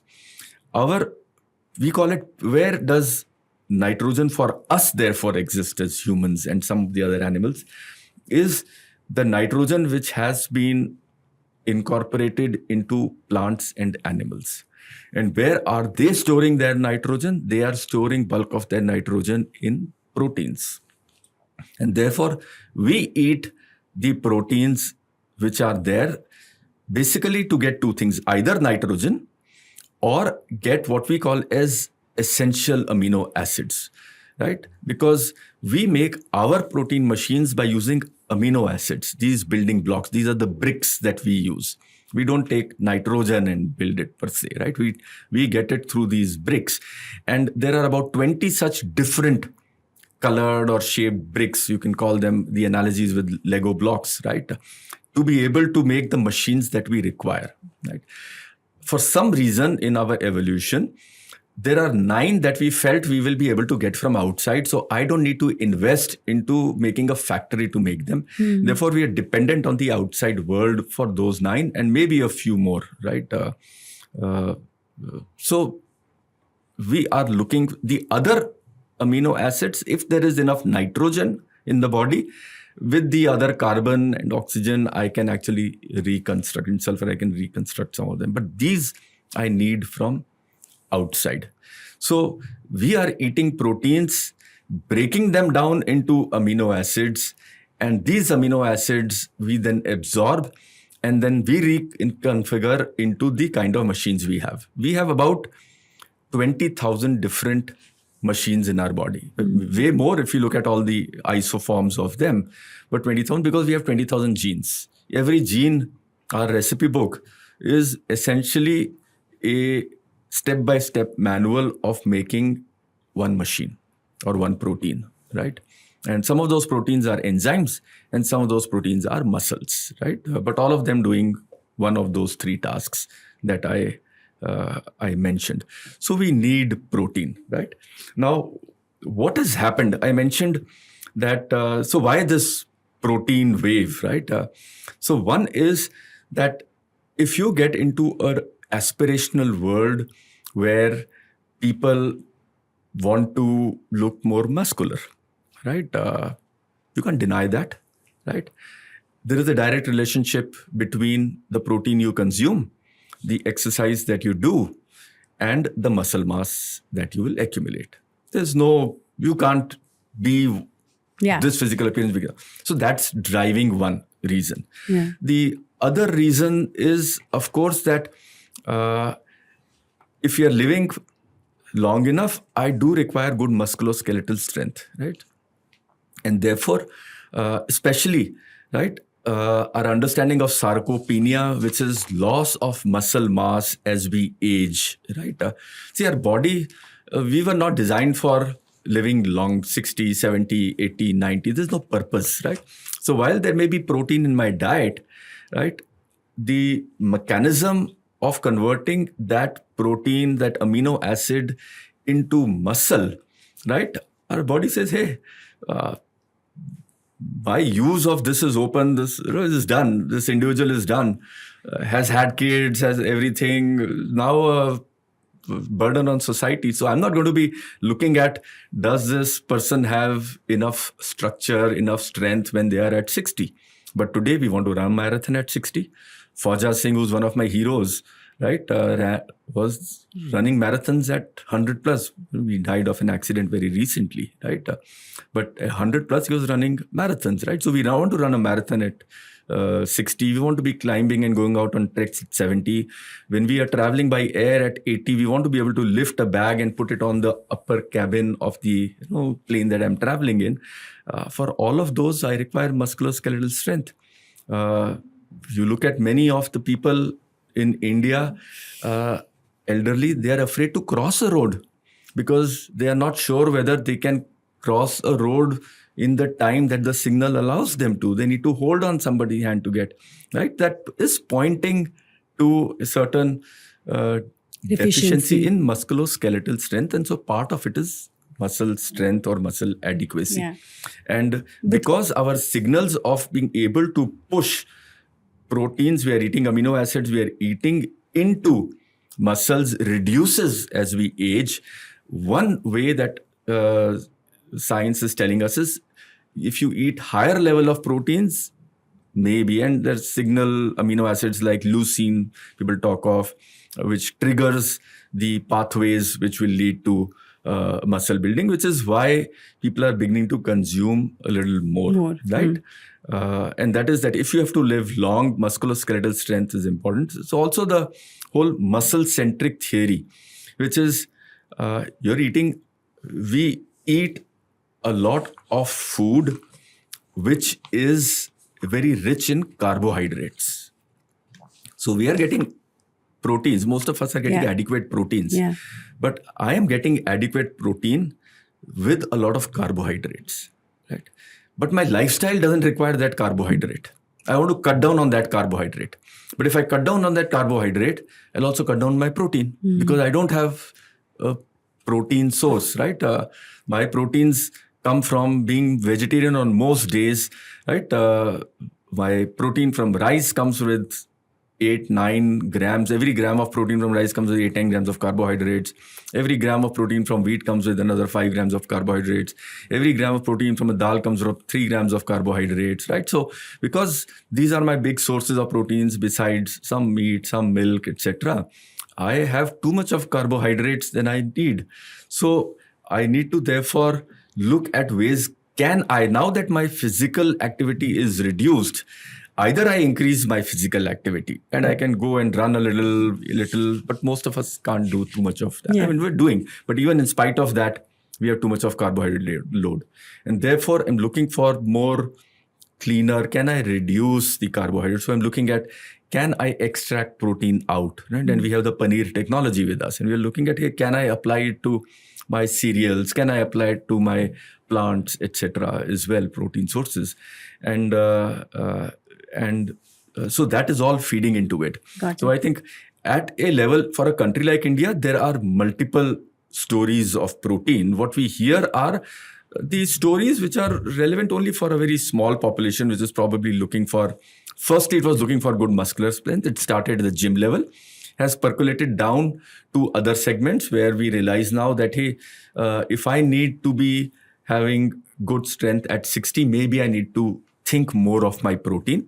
And that story, coupled with the excess carbohydrates that I'm having, people are driven to more dense sources of protein. So it's not necessarily saying that, hey, we are all eating more protein. It is guiding us to reducing carbs and reducing increasing carbs, and therefore protein concentrates and isolates start entering into the picture, because that's one solution we have today. Got it. Whether right or wrong, we do not know, but that's one solution of cutting carbs and maximizing proteins that we have today. Right. Paneer is another one. People are eating more egg, people are eating more protein, but that whole thing is getting adequate protein without carbs. Got I it. would not suggest anybody to increase their protein too much, because my first principle is always principle of moderation. Yeah.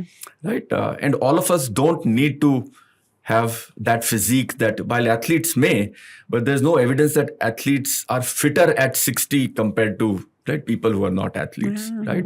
So it's a personal choice. Right.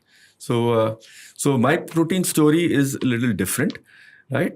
It is about protein adequacy, depend on what is your need. And one big need for India is a public health challenge that midday meal schemes, other such, is protein affordable, right?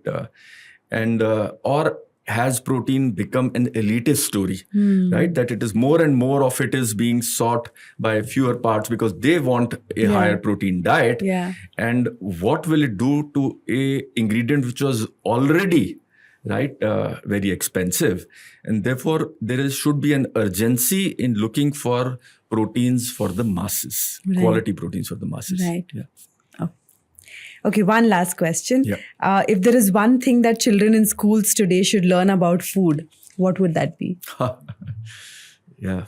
So I think the one message, of course, is good food, right? Which is the title of your podcast as well. And the broad principles of what are good food, right? That should do you good. It should do, right, the environment good. And you should also look at, right, the societal impact. So that our food choices have impact on so many things is message that should get across to people, because that message is a permanent message. It has beyond space and time, right? Now, how do we reduce it into practice? There are principles we have to focus on, which all of us agree on. The nutritionists agree, the scientists agree that, right, they need to be distilled down to where everybody agrees, right? And because it's school education we are talking about. So those principles, and we should not get into very simplistic solutions of eat more of this and eat less of this. Let that be decided based on principles by an individual, and many other aspects come in, because there are cultural aspects, there are religious aspects, right? There are availability aspects, there are cost aspects which come in. And we've used food too often to put people, to divide society, to play power games with it, to establish our superiority versus others. You gave the example of millet being looked at as a poor man's diet, etc., right? And so we create aspirations. So we have to get away from such taboos about food. I think we're slowly beginning to do that, right? And bring respect back. There's a very interesting story from Ayurveda. Maybe Buddhist literature, you could say, because Ayurveda and Buddhism were kind of confluent at that time, right?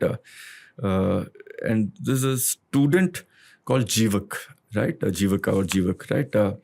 Who was a student in Takshila, right? And his final exam on Ayurveda was go find, right? His class exam was go find a thing which has no use.